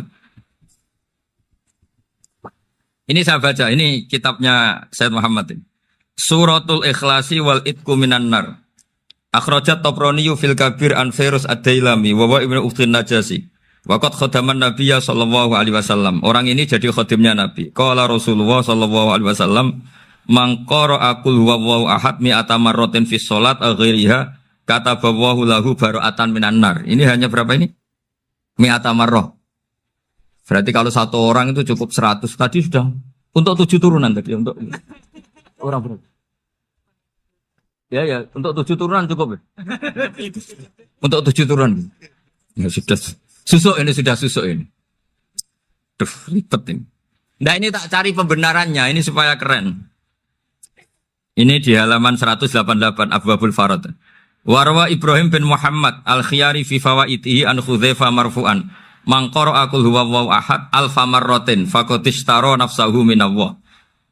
Berarti 100, ada riwayat lagi 1000. Nanti tak carikan lagi yang berapa? 1 miliar. Jangan banyak-banyak. Nah, ini saya baca ya. Wa hadzal adatu huwa al-ma'rufu bi ataqatis somadiyah. Wa qad nassa jama'atun min mutaakhiril malikiyah ala istihbabi ataqatis somadiyah. Wa haddu ala qiraatiha wa istimaliha. Minhum Asy-Syaikh Abdus Salam Al-Asmar sak terus ini. Jadi kullu haula'i istahabbu ataqatas somadiyah ma'atirafi ba'dihim kal misnawi bi syiddati fi hadisiha. I'timadan ala anna hadza minal fadha'il allati yutasahalu fiha. Faman sa'a yasta'milaha roja'a khusula ma fiha fala ba'sa bidzalik ala syarti alla ya'taqida thubuta dzalika anin nabi sallallahu alaihi wasallam hatta la yaqa fil kitsbi alaihi. Jadi intinya itu silahkan Anda bikin jumlah sesuai versi Anda. Yang penting Anda jangan kampanye kalau itu perintah Kanjeng Nabi Muhammad sallallahu alaihi wasallam. Karena kalau kamu atasnamakan Nabi kemudian jumlahnya sampai 800 berapa? 800 juta, berarti Nabi mengajarkan masyakoh pada umatnya. Jadi cukup yang riwayat itu di sini hanya 100 sama 1000. Jadi kalau jumlah tadi untuk 7 apa? Turunan. Jadi kamu harus ditutup dengan doa, ya Allah, semua itu bukan untuk saya tapi untuk 7 turunan. Tolong catat ya Allah. Karena jadi artinya gini loh ya, orang Indonesia yang sering mempraktekkan Atakosomadiyah itu bukan tanpa dalil. Ternyata dalam madzhab Maliki, saya masih ingat ketika mbah saya kandung, bapaknya bapak, asmane Mbah Nur Syam, itu wasiatnya minta dibacakan 4.000. Yang baca pas itu ya bapak sama anak-anaknya. Dan kemudian alhamdulillah zaman akhir itu mulai agak ngawur. Kalau ada acara itu wong liya kon maca anake mlebu metu gak melok maca. Itu keliru, saya jamin itu keliru. Saya sering kalau mimpin di rumah, kalau yasinan di tonggo-tonggo kok anaknya gak maca saya keluar. Bapakmu wong liya kon maca kata saya. Jadi itu menurut saya itu yang jelas saya sampai ngisi begini. Yang ada riwayatnya itu idza mata ibnu adam min qata amaluhu illa min salasin shadaqatin jariyah au ilmin yuntafa'u bi awaladin sholihin yatullah. Itu tidak ada di hadis au kiyayin sholihin yatullah. Yang ada itu awaladin apa? Sholihin. Jadi anaknya harus ikut. Kalau tidak ada usah kata. Akhirnya anaknya udah tinggi Gus nggih. Wah, akhirnya tak kei jagung paling akeh kula mendet sithik. Wong aku ora anake. Kadang-kadang enggak orang lain baca buahnya anaknya mau mlebu metu mau enggak tamu mbek rokokan. Itu harus ditobatkan itu. Keliru itu. Karena nasnya bukan awkiyayin solihin tapi awaladin solihin. Ini bukan provokator, ini memang iya seperti itu. Nah terus tentang tadi la ilaha illallah yang didawahkan Gus Azaim. La ilaha illallah itu penting sekali, cuma saya mohon itu dielmoni lah. Jadi dulu kalimat ini menjadi spesial karena dielmoni, karena dimulai dari fa'lam annahu la ilaha illallah.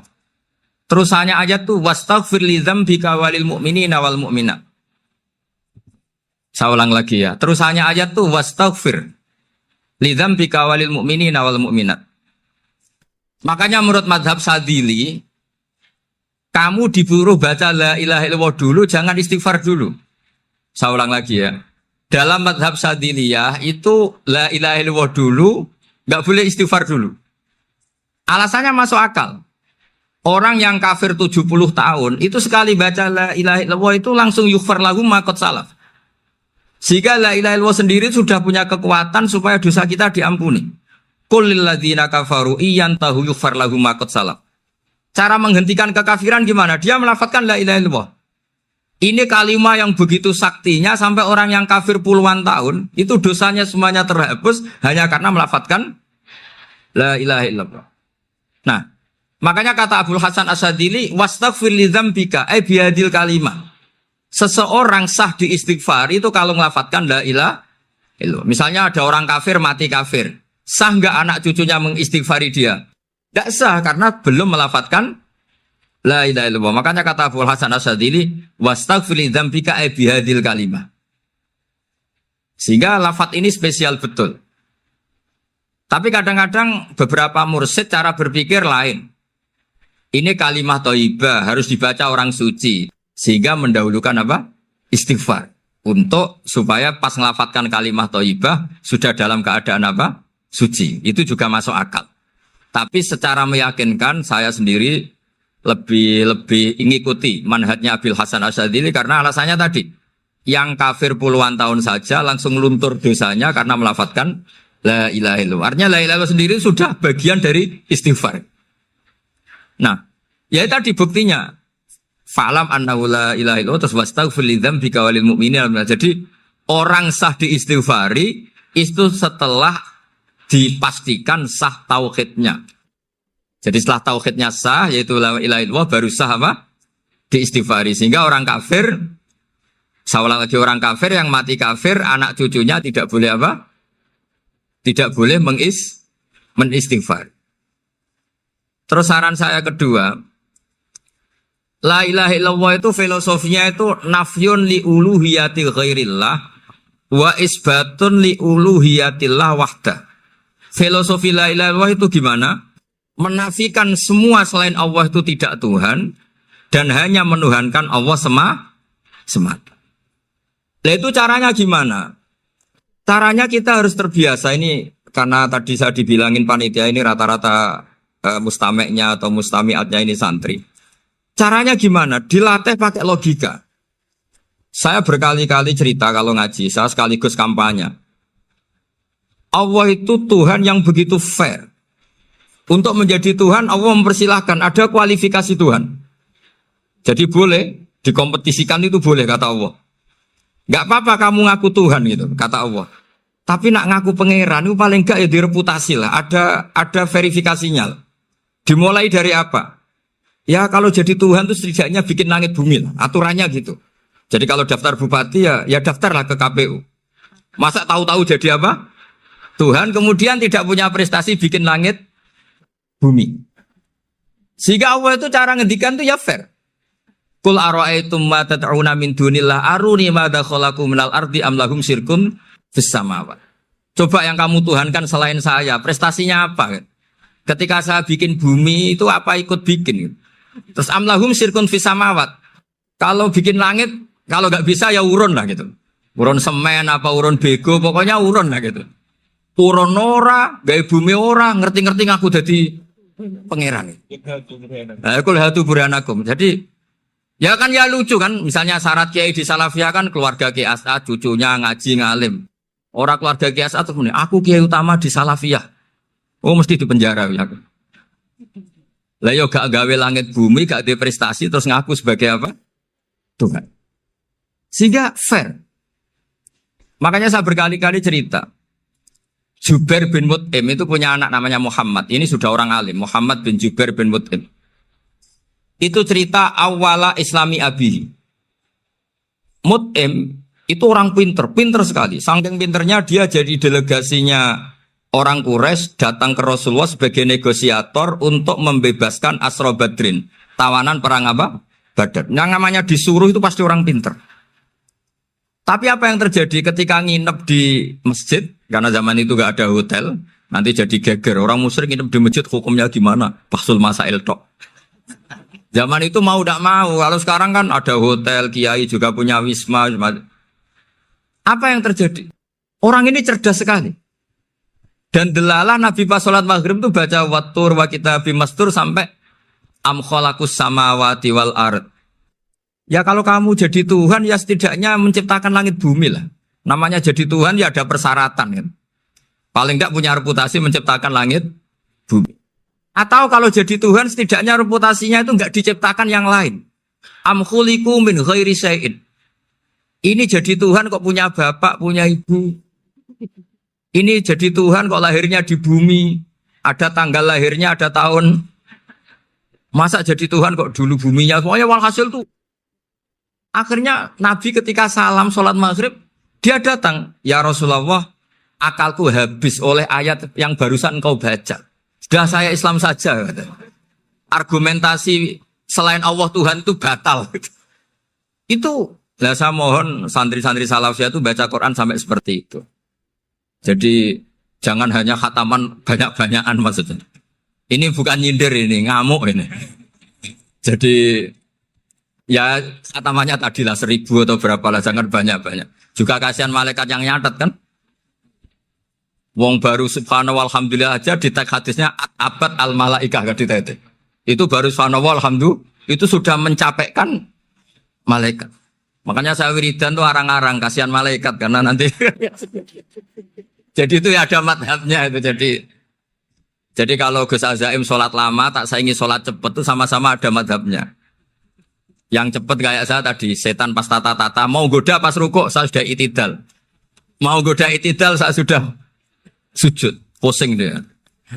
Tapi jangan tiru ini madhab yang agak-agak khusus lah sudah cara orang Madura agak khilaf tuh. Khilaf ya. Khilaf ini agak khilaf ini sudah. Tapi saya ingin lah. Sampean kalau ngaji Quran itu dilatih berlogika. Jadi Allah itu fair. Nggak apa-apa kalian ngaku Tuhan tuh nggak apa-apa, tapi tunjukkan prestasi kamu apa. Aruni madza khalaqu minal ardi am lahum syirkun fis sama. Am khalaqus samawati wal ard. Diulang lagi, am khuliqu min ghairi syai'in. Setidaknya kalau jadi Tuhan itu ya nggak butuh yang lain lah. Masa jadi Tuhan kok wujudnya saja butuh orang lain, butuh bumi, eksistensinya butuh makan, butuh minum. Makanya Allah cara meniadakan uluhiyah selainnya itu Allah itu redaksinya itu mengena sekali. Yaitu tadi dengan cara-cara seperti itu. Sebagian ayat disebutkan ma asyattuhum khalqas samawati wal ardi wala khalqa anfusihim. Wong Tuhan kok nggak punya reputasi bikin langit, bikin bumi, bahkan untuk menciptakan dirinya sendiri saja nggak bisa. Ya sudahlah, kamu tidak usah ngaku Tuhan, nggak level kata-kata gitu. Akhirnya terus ditemukan Tuhan yang sejati, yaitu wal awwalu wal akhiru wal zahiru wal batin. Nah, itu yang Mut'im ini tadi termasuk orang yang sangat cerdas sekali. Padahal itu bacanya bukan pas basul masail, enggak. Nabi pas sholat maghrib. Juga bukan pas ceramah, enggak. Tapi itu didengarkan. Makanya termasuk ini spesial untuk hormat saya kepada Ki As'ad. Makanya saya ini kalau mentasjik santri-santri, ini agak sensitif, tapi sudah saya tidak perlu takut fitnah.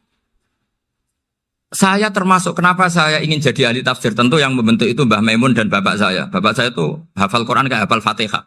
Saking senangnya Quran itu. Mungkin bisa kamu saingi itu. Itu adalah orang kafir itu bisa paham Quran. Itu sangat menyinggung saya. Orang kafir itu bisa paham Quran. Ketika Umar Islam itu karena mendengar apa coba? Mendengar apa? Quran. Dan itu masih kafir apa sudah Islam? Masih kafir karena kalimat-kalimat yang di Quran itu begitu jelas wal kitabil mubin sehingga didengarkan orang kafir pun tuh ngefek. Makanya ketika Umar datang ke saudari putrinya kemudian dengar Toha ma anzalna alaikal Quran apa? Litasqa, itu dia terus iman. Begitu juga Mut'im. Itu ketika dengar Nabi baca surat At-Tur ya langsung iman.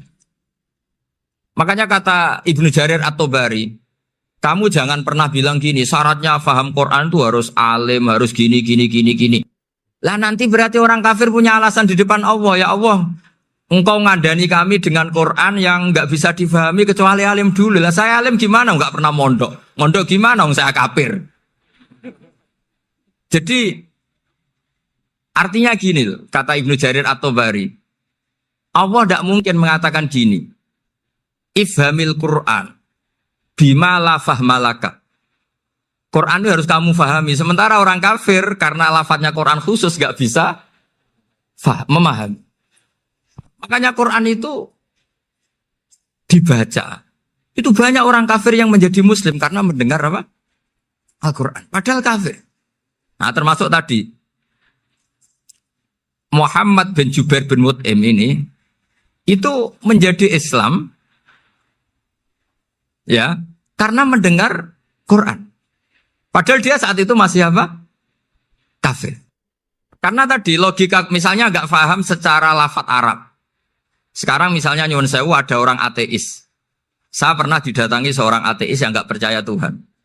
Saya mau Islam Pak Ba, asal Anda bisa menjelaskan Tuhan itu siapa. Coba Quran dibaca secara makna, tidak secara lafadz tapi secara makna.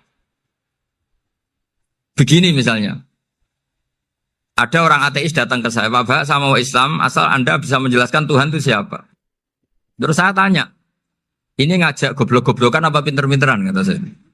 Terus dia jawab, ngajak pinter-pinteran Pak, saya ini doktor katanya.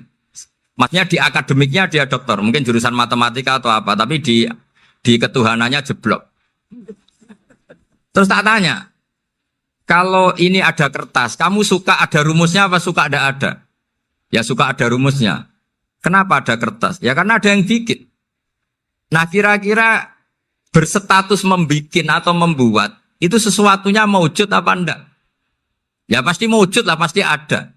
Ya sudah, anggap Tuhan itu adalah sebab dari semua yang ada. Masa alam yang seperti ini, langit dan bumi ini maujudat, kemudian kamu katakan khalaqahal adam, bahwa alam raya yang maujud ini diciptakan oleh ketiadaan. Ya juga, berarti Tuhan itu ya. Ya itu yang namanya Tuhan. Lah mulai dulu kiai-kiai ngomong gitu kan saya Islam katanya. Jadi kiai-kiai itu kadang-kadang kalau dakwah pokoknya KBU digawe Tuhan. Beda dengan dakwanya orang-orang mantek. Orang-orang mantek itu kan nggak pernah nyebut Allah. Ini alam hawadis, labudamin muhdis. Meskipun mereka, nah muhdis ini menurut Islam namanya Allah. Tapi sebetulnya kan nggak langsung bilang Allah. Jadi tak kasih tahu, alam raya ini maujud nggak? Ya maujud Pak. Bisa nggak sesuatu yang nggak ada menjadi faktor wujudnya yang ada? Ya nggak bisa, namanya nggak ada itu nggak bisa jadi faktor. Nah itu hebatnya ulama-ulama kita ketika mengenalkan Allah itu siapa? Zat yang wajibil wujud. Jadi kita ini kalah pinter ulama-ulama dulu. Ya alhamdulillah kalahnya sama ulama dulu. Kalau kalah sama ulama sekarang isin lah. Jadi ulama dulu sudah pinter. Pasti pertanyaan dasar manusia, hadil maujudat itu man khalaqaha, siapa yang menciptakan? Kalau kamu langsung jawab Allah atau Tuhan, mereka pasti tidak nerima. Ya jawab saja, hadil maujudat mesti khalaqaha maujudun. Nah berhubung maujud ini berstatus pencipta, harus super. Lah super ini oleh ulama disebut wajibul wujud atau musabbibul asbab. Yang oleh Islam dinamai Allah. Tapi kita langsung ngomong Allah, mesti aja bingungkan kan bagi yang bingung maksudnya. Ya saya mohonlah kalimat-kalimat la ilaha illallah itu diamatilah, diresapi sampai seperti penjelasan saya ini, sehingga punya kualitas ilmu. Karena syaratnya memang fa'lam, harus punya kualitas apa? Ilmu. Ilmu itu apa? Ma'rifatus syai' ala ma huwa alaih. Mengenal sesuatu sesuai detail-detail sifatnya sesuatu itu.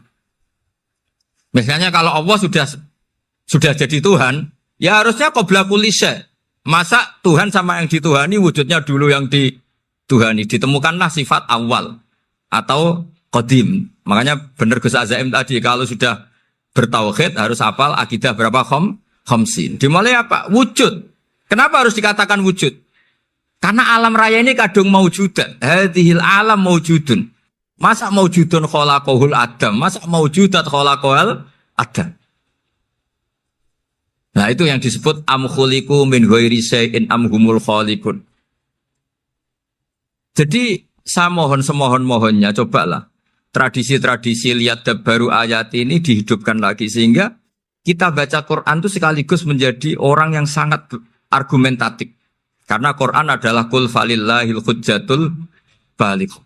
Dilatih. Jangan bosan dilatih. Makanya kalau saya baca ayat-ayat seperti itu cek fair Allah. Fair betul. Enggak apa-apa saya punya pesaing kata Allah, tapi yang imbang dong. Pas aku gawe langit ya bantulah. Atau ada langit tandingan lah kira-kira gitu. Kalau saya bikin bumi ya ada bumi. Nah misalnya sekarang orang Cina bikin matahari, materinya dari mana coba? Dari yang sudah ada sekarang kan? Tetap saja agak ikut bikin kan? Tapi kalau Allah bikin langit bumi minal adam minal wujud. Kalau mereka paling rekayasa yang sudah wujud adik. Nah harus sampai seperti itu. Sampai kata Gus Azim kul hatu apa? Burhanakum dan. Jadi ini cara-cara kita untuk menguatkan iman. Aruni madza khalaqu minal ardi am lahum syirkun fis samawati. Terus kata Allah, itu nih bi kita bimin qabli hadza au atharatim min ilmin. Kalau kamu enggak setuju teori ini kata Allah, cari kitab suci versi Anda. Aturan jadi Tuhan itu apa coba? Ya tetap saja semua kitab suci akan mengatakan di mana-mana Tuhan itu pencipta langit dan bumi. Jangan yang lahir di bumi jadi Tuhan. Jangan Lata Uzza jadi Tuhan. Jangan karena sakti jadi Tuhan. Nah ini di sini pentingnya ilmu balaghah, ilmu mantek yang alhamdulillah di pondok-pondok kita masih diajari. Makanya kata mantek sebetulnya ilmu akal hanya menemukan hadil maujudat khalaqaha maujudun. Nah yang maujud ini siapa? Ya wajibul wujud. Nah kemudian Islam menamai ini Allah Subhanahu wa ta'ala. Makanya ulama dulu itu kalau ngendikan Allah itu siapa? Zat sing wajibul wujud. Itu filosofinya luar biasa. Karena dengan seperti ini bisa menafikan teori ateisme. Bahwa alam raya ini diciptakan oleh keadaan. Makanya saya bilang tadi, ngajak goblok-goblokan apa pinter-pinteran gitu. Lah nek ngajak goblok-goblokan yang ini, hadhil maujudat khalaqahal adam. Terus kita goblok bareng. Loh iya kan barang maujud diciptakan yang tidak maujud. Wong ora wujud kok mempengaruhi sing wujud. Ya monggo nak goblok bareng kata. Akhirnya, gak lho Gus, saya ini dokter masa kamu ajak goblok? Ya sudah pinter saja kata saya. Alhamdulillah karena debat kecil ini dia menjadi nyaman lagi dengan apa? Islam. Memang saya tentu gak bisa disalahkan doktoralnya karena di ilmu yang selain apa? Teologi gitu. Tapi kan polanya dia pasti pinter. Makanya ini sekaligus mengingatkan anak-anak lah. Kecakapan menjelaskan itu harus dilatih. Karena di antara kelebihannya Quran itu wal kitabil apa? Mubin. Yaitu kitab yang punya kemampuan menjelaskan. Ini yang terakhir saya beri contoh. Terakhir ini penjelasan Quran. Dulu orang kafir itu cara berpikir itu begini. Muhammad, urusan kita ini banyak, problem kita banyak. Masa iya urusan yang banyak ini cukup dengan satu Tuhan? Kalau problem banyak ya Tuhannya harus banyak. Ada Tuhan pohon, Tuhan hujan. Ya kayak Cina itu ada Dewi Kuan Im keberuntungan, ada yang sial. Yang pokoknya diurus yang banyak lah. Maka mereka bilang aja'alal alihata ilaha wahida inna hadza la syai'un ujab. Ini aneh urusan banyak kok Tuhannya satu ini aneh lah. Tapi Nabi secara sabar dan yang diomongnya orang kafir. Tidak anak mahatali orang kafir. Jadi nanti kalau anak mahatali gak paham Quran kebangetan wong kafir saja paham. Akhirnya Nabi secara santai, secara rileks memberi penjelasan gini. Kalau Anda menjadi buruh, kalau orang Arab dulu bilang abdan. Kamu suka enggak punya majikan banyak, perintahnya beda-beda, semuanya memaksa kamu untuk nurut. Sama punya majikan satu yang baik. Ya enggak suka lah Muhammad, kalau majikan saya banyak, semuanya berhak merintah saya, enggak enak. Majikannya satu saya, satu saja. Terus kata Nabi, Tuhanmu itu majikan kamu. Kalau Tuhannya banyak, kamu bingung. Berarti perintahnya banyak. Akhirnya mereka paham.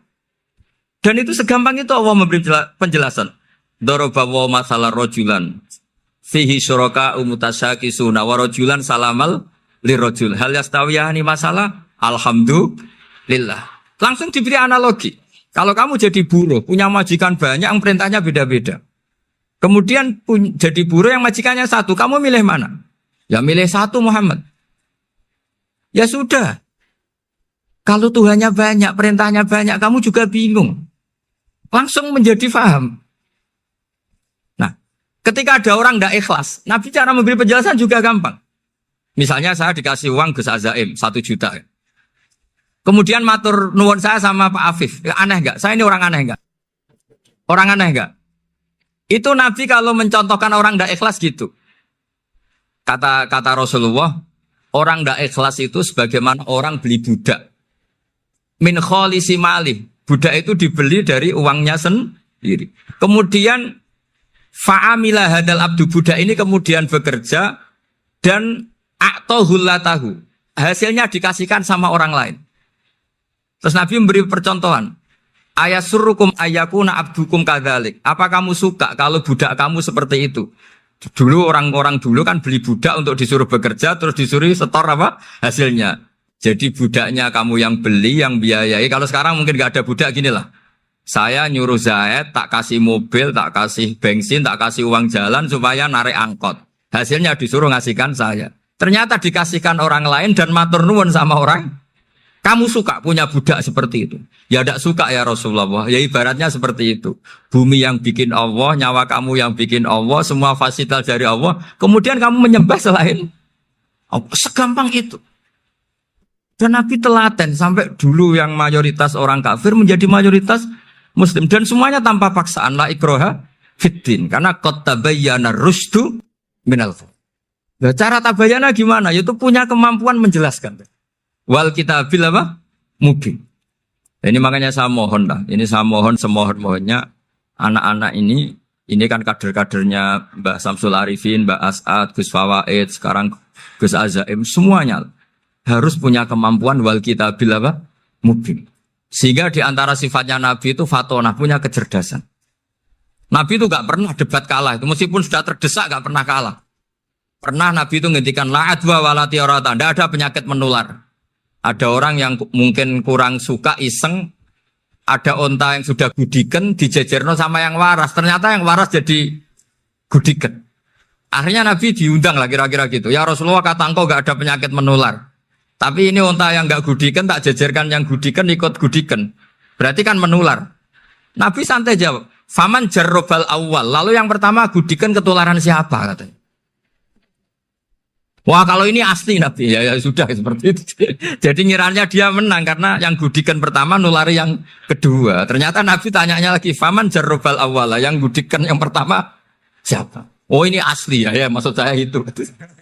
Jadi Nabi itu gak pernah kan. Karena Nabi punya apa? Fatona. Jadi saya mohon ya tadi makanya ini efeknya tuh khatamannya gak boleh banyak-banyak ya. Maksud saya kalau musim khataman ya gak apa-apa, khataman banyak-banyak. Tapi kalau gak musim khataman ya musim-musim tadabbur gitu. Tapi kalau ini musim khataman gimana monggo. Kazar in akhraja syatahu. Jadi ada dua tamsil. Karena memang menghadapi orang fasik, orang dolim ini kita sebagai ulama itu ya kebingungan. Ini mungkin Ki Afif bisa bakhul masail ini. Karena pertanyaannya gini, saya berkali-kali digojlok sama bapak saya. Berteman orang fasik hukumnya gimana? Pasti dijawab haram. Tapi kalau pertanyaannya dibalik, membina orang fasik hukumnya gimana? Baik. Dan bisa membina kalau berteman.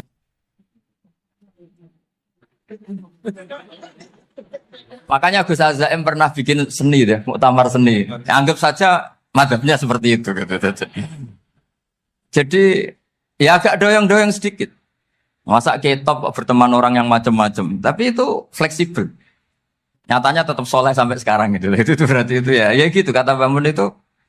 Jadi untuk menahan angin yang besar pilihannya hanya dua. Anda kokoh kayak pohon kurma atau fleksibel kayak padi. Nah, Islam Indonesia kata Mbah Mun itu pari wae katanya, padi. Jadi ungkapan-ungkapan para masyayikh ini penting karena khazanah yang saya baca. Saya berkali-kali cerita ini dalam kitab Khilyatul Auliya. Itu Abu Nu'aim al-Asfihani cerita tentang riwayat Sufyan bin Uyainah. Ini gurunya Imam Syafi'i. Itu setiap kali Nabi Isa dan Yahya, ini dua nabi yang sekurun, sama-sama masih muda. Nabi Yahya itu senengannya dolan ke orang-orang soleh, menyambangi orang-orang soleh. Tentu itu bagus. Tapi kalau Nabi Isa ini suka menyambangi orang-orang yang fasik, orang-orang yang enggak jelas. Ketika dua beliau ini ketemu, tentu yang perlu jawaban Nabi Isa karena kontroversi, berteman sama orang-orang yang enggak jelas. Kata beliau, innama ana tabibun udawil mardo. Seorang kiai, seorang nabi, orang yang baik itu ibarat dokter. Di mana-mana dokter tuh ngobati orang yang apa? Sakit. Kalau Anda dokter dan peneliti satu penyakit, pasti cari daerah yang banyak pandeminya. Masa neliti pandemi di orang-orang yang apa? Sehat. Jadi ini juga perlu dibahsul masail kasih. Karena tadi dibolak-balik itu. Bina orang berteman orang fasik hukumnya haram. Karena wa in kana dzarrin fajanibhu sur'atan. Tapi kalau bina orang fasik hukumnya baik. Bisa bina kalau berteman. Jadi fikih itu ya karena dibolak-balik.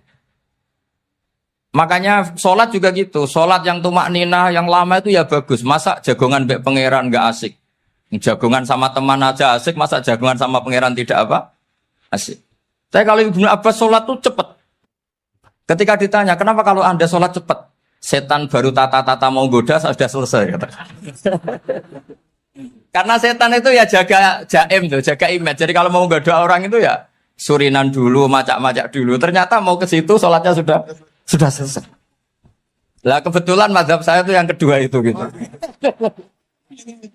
Jadi kalau Gus Azaim itu sholat lama sekali. Itu ada mazhab tandingan, yaitu mazhab saya. Itu karena ini sepuh saya, meskipun top beliau tapi sepuh saya. Saya sudah 50, beliau baru 40. Ini berarti baru memulai kiai. Kalau pakai umur nubuah ini baru tapi memulai. Jadi mazhab itu penting. Jadi pembanding itu harus diutarakan. Sehingga dalam fikih manapun itu sebuah madhab, itu harus diuji itu lewat pembanding.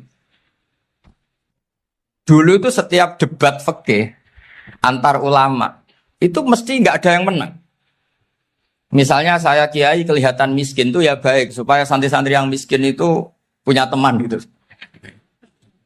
Karena rata-rata santri itu miskin, nah dikancani kiai kan seneng gitu.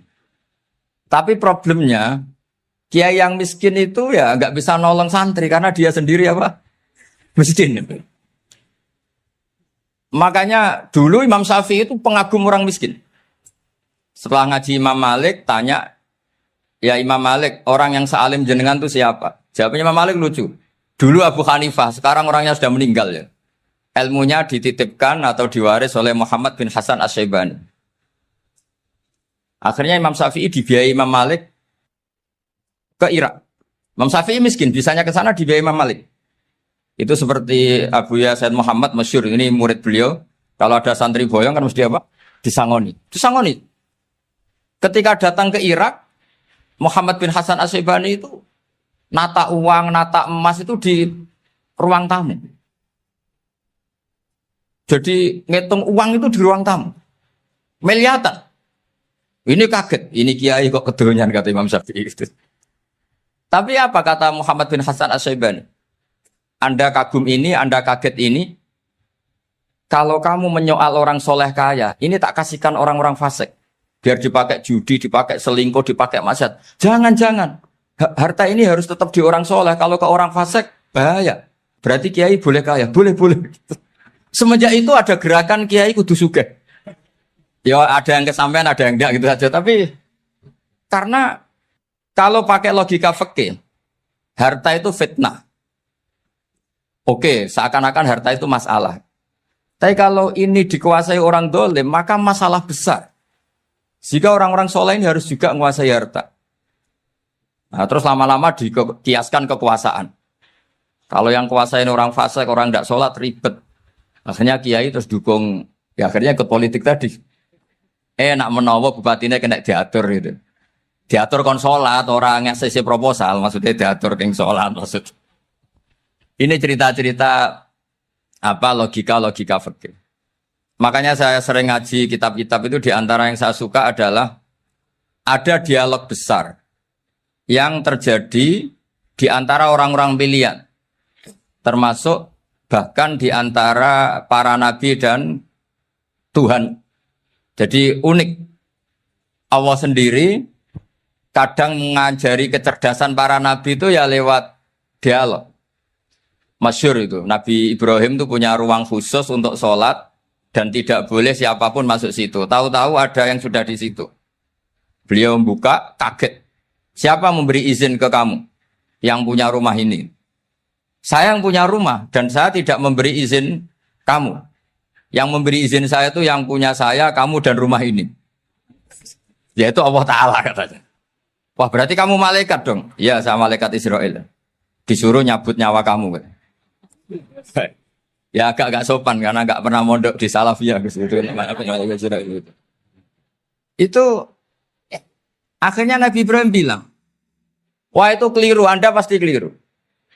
Hal ra'aita habiban yumitu habibah, hal ra'aita khalilan yumitu khalilah. Saya ini Khalilur Rahman, saya ini kekasih Allah. Masa ada kekasih bunuh yang dikasih? Itu Israel akhirnya ngaji, masuk akal juga. Ternyata perintah ini mungkin hoax ya. Pokoknya dia terus mikir akhirnya. Iya ya, masa ini kekasih Allah kemudian oleh Allah dibunuh, dimatikan. Terbanglah Israel, matur lagi ya Allah, kata Ibrahim, hal ra'aita khalilan yumitu khalilah.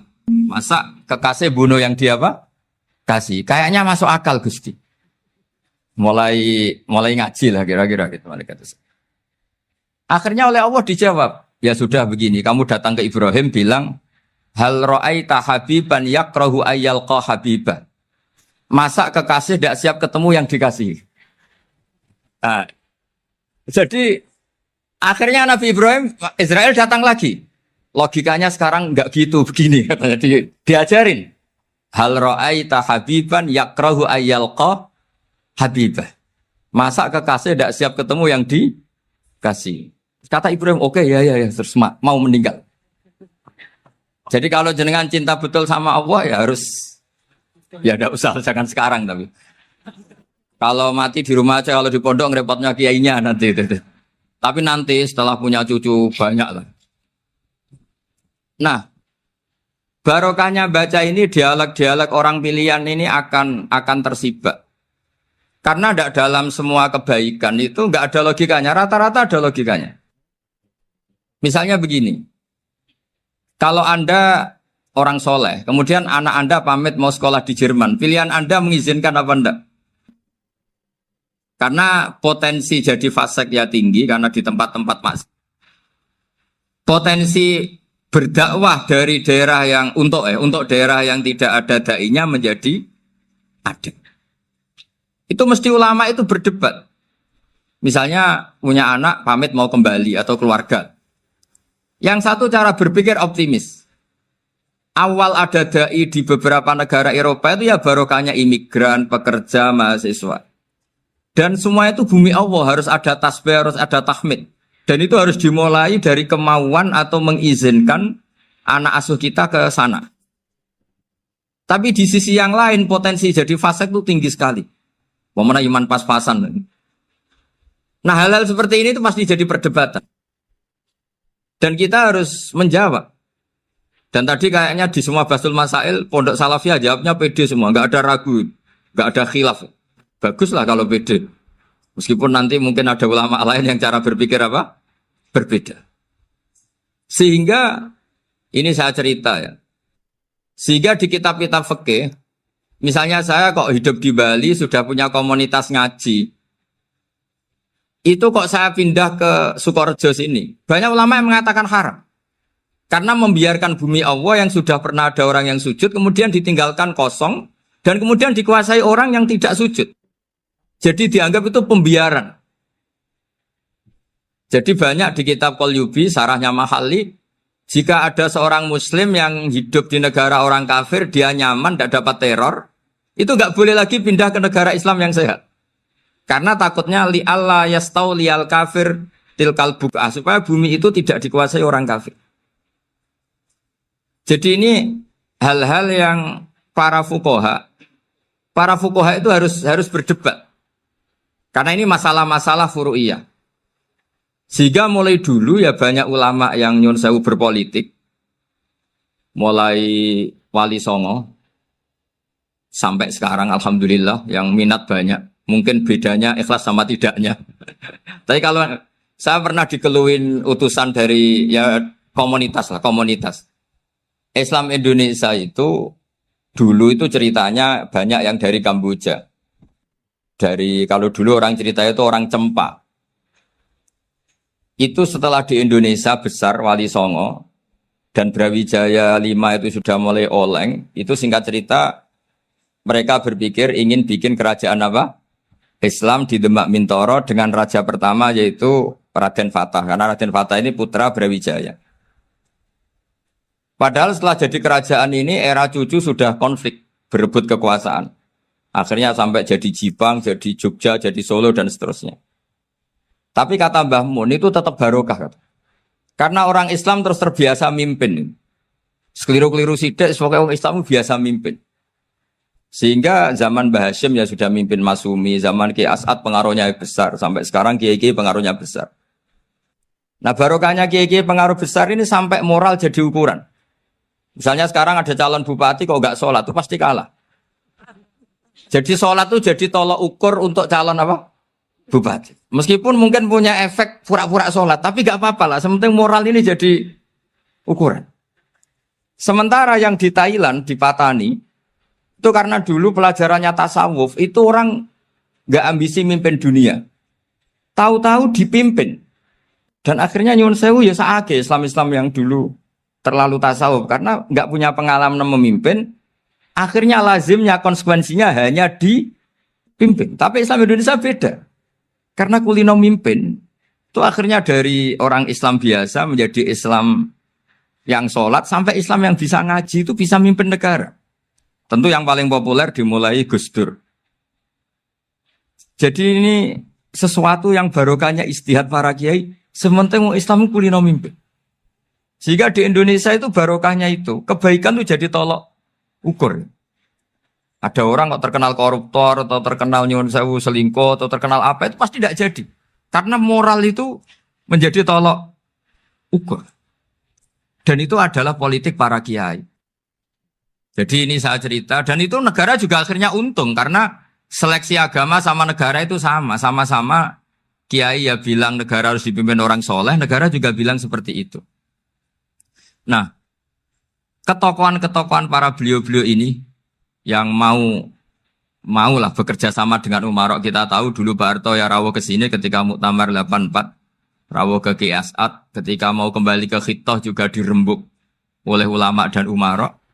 Dan akhirnya ini menjadi negara yang alhamdulillah semoga selalu menuju baldatun thayyibatu wa rabbun ghafur. Nah, kemudian di sini saya tabarruk dengan Said Muhammad, gurunya Kiai Haji Azaim. Saya mau cerita tentang amaliyah tadi. Saya sebetulnya nggak niat bacakan bab itu, gara-gara ada khataman jumlahnya banyak, saya jadi pusing. Ini panitianya tanya, khatam betul apa enggak? Iya, Gus, khatam betul. Tapi kayaknya saya tidak yakin itu. Karena saya ini kan dari pondok tahfidz itu. Biasanya anak khataman itu ya rodok bodoni itu. Dibaca buanter, sing nyemak yang mau ndelok pojok etok. Mergo kebanteran. Nah, akhirnya lafat-lafat yang di tengah itu enggak di apa? Baca. Tapi ya semoga dimaafkan Allah lah. Yang jelas itu enggak. Tapi saya mau cerita ya. Jadi cara berpikir Said Muhammad ini nanti juga saya teruskan di Ma'had Ali. Ini saya baca ya. Di antara yang diyakini madhab Malikiyah, ini saya baca saja teksnya. Jadi ada riwayat namanya, kalau Said Muhammad bahasakan itu Ataqoh Somadiyah. Kalau di Indonesia kadang orang bilang Al-Ataqoh Al-Kubro, yaitu dengan membaca surat Ikhlas. Di sini jumlahnya hanya 100 kali, Qila 1000 kali. Tadi berapa teman? 700-an. 700 juta. 700 juta ini sudah susuk banyak ini. Di sini hanya 40, riwayat lagi 100, 1000. Terus sampean tadi berapa? 800 juta. Wah, ini sudah susuk ini. Itu anak cucu sampean pasti masuk surga itu kalau gitu. Ini saya baca, ini kitabnya Said Muhammad ini. Suratul Ikhlasi wal Itqu minan nar. Akhrajat Tabraniyu fil Kabir an Fairuz ad-Dailami wa Ibnu Uftin Najasi. Waqad khadaman Nabiyya sallallahu alaihi wasallam. Orang ini jadi khadimnya Nabi. Qala Rasulullah sallallahu alaihi wasallam, "Man qara'a qul huwallahu ahad mi'ata marratin fi shalat ghairiha katabawahu lahu bara'atan minan nar." Ini hanya berapa ini? Mi'ata marrah. Berarti kalau satu orang itu cukup 100. Tadi sudah untuk 7 turunan tadi, untuk orang berapa? Ya, untuk 7 turunan cukup. Untuk 7 turunan. Ya sudah. Susuk ini. Duh, ribet ini. Nah, ini tak cari pembenarannya, ini supaya keren. Ini di halaman 188 Abwabul Farad. Warwa Ibrahim bin Muhammad Al-Khiyari fi fawaitihi an Khudzaifa marfu'an. Man qara'a qul huwallahu ahad alfa marratin faqad ishtara nafsahu minallah. Berarti 100, ada riwayat lagi 1000. Nanti tak carikan lagi yang berapa? 1 miliar. Jangan banyak-banyak. Nah, ini saya baca ya. Wa hadzal adatu huwa al-ma'rufu bi ataqatis somadiyah. Wa qad nassa jama'atun mutaakhiril malikiyah ala istihbabi ataqatis somadiyah. Wa haddu ala qiraatiha wa istimaliha. Minhum Asy-Syaikh Abdus Salam Al-Asmar sak terus ini. Jadi kullu haula'i istahabbu ataqatas somadiyah ma'atirafi ba'dihim kal misnawi bi syiddati fi hadisiha. I'timadan ala anna hadza minal fadha'il allati yutasahalu fiha. Faman sa'a yasta'milaha roja'a khusula ma fiha fala ba'sa bidzalik ala syarti alla ya'taqida thubuta dzalika anin nabi sallallahu alaihi wasallam hatta la yaqa fil kitsbi alaihi. Jadi intinya itu silahkan Anda bikin jumlah sesuai versi Anda. Yang penting Anda jangan kampanye kalau itu perintah Kanjeng Nabi Muhammad sallallahu alaihi wasallam. Karena kalau kamu atasnamakan Nabi kemudian jumlahnya sampai 800 berapa? 800 juta, berarti Nabi mengajarkan masyakoh pada umatnya. Jadi cukup yang riwayat itu di sini hanya 100 sama 1000. Jadi kalau jumlah tadi untuk 7 apa?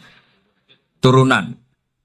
Jadi kamu harus ditutup dengan doa, ya Allah, semua itu bukan untuk saya tapi untuk 7 turunan. Tolong catat ya Allah. Karena jadi artinya gini loh ya, orang Indonesia yang sering mempraktekkan atakosomadiyah itu bukan tanpa dalil. Ternyata dalam mazhab Maliki, saya masih ingat ketika mbah saya kandung, bapaknya bapak, asmane Mbah Nur Syam, itu wasiatnya minta dibacakan 4.000. Yang baca pas itu ya bapak sama anak-anaknya. Dan kemudian alhamdulillah zaman akhir itu mulai agak ngawur. Kalau ada acara itu wong liya kon maca anake mlebu metu gak melok maca. Itu keliru, saya jamin itu keliru. Saya sering kalau mimpin di rumah, kalau yasinan di tonggo-tonggo kok anake gak maca saya keluar. Bapakmu wong liya kon maca kata saya. Jadi itu menurut saya itu yang jelas saya sampai ngisi begini. Yang ada riwayatnya itu idza mata ibnu adam min qata amaluhu illa min salasin shadaqatin jariyah au ilmin yuntafa'u bi awaladin sholihin yatullah. Itu tidak ada di hadis au kiyayin sholihin yatullah kata. Yang ada itu awaladin apa? Sholihin. Jadi anaknya harus ikut, kalau tidak ada usaha kata. Akhirnya anaknya dawuh tinggi Gus nggih. Wah, akhirnya tak kei jagung paling akeh kula mendet sithik. Wong aku ora anake. Kadang-kadang enggak, orang lain baca buahnya anaknya mau mlebu metu mau enggak tamu mbek rokokan. Itu harus ditobatkan itu. Keliru itu. Karena nasnya bukan aukiyayin solihin tapi awaladin solihin. Ini bukan provokator, ini memang ya harus seperti itu. Nah terus tentang tadi la ilaha illallah yang didawahkan Gus Azaim. La ilaha illallah itu penting sekali, cuma saya mohon itu dielmoni lah. Jadi dulu kalimat ini menjadi spesial karena dielmoni, karena dimulai dari fa'lam annahu la ilaha illallah. Terusannya ayat tuh wastaghfir li dzambika walil mu'minina wal mu'minat. Saya ulang lagi ya. Terusannya ayat tuh wastaghfir li dzambika walil mu'minina wal mu'minat. Makanya menurut mazhab Sadili, kamu disuruh baca la ilaha illallah dulu, jangan istighfar dulu. Saya ulang lagi ya. Dalam mazhab Sadiliyah itu la ilaha illallah dulu, nggak boleh istighfar dulu. Alasannya masuk akal. Orang yang kafir 70 tahun itu sekali baca la ilaha illallah itu langsung yughfar lahu ma qad salaf. Jika la ilaha illallah sendiri sudah punya kekuatan supaya dosa kita diampuni. Qul lil ladzina kafaru iyantahu yughfar lahu ma qad salaf. Cara menghentikan kekafiran gimana? Dia melafadzkan la ilaha illallah. Ini kalimat yang begitu saktinya sampai orang yang kafir puluhan tahun itu dosanya semuanya terhapus hanya karena melafadzkan la ilaha illallah. Nah, makanya kata Abdul Hasan Asadili, wastaghfir li dzambika ay bihadil kalimah. Seseorang sah di istighfar itu kalau melafadzkan la ilaha illallah. Misalnya ada orang kafir mati kafir, sah enggak anak cucunya mengistighfari dia? Enggak sah karena belum melafadzkan la ilaha illallah. Makanya kata Abdul Hasan Asadili, wastaghfir li dzambika ay bihadil kalimah. Sehingga lafadz ini spesial betul.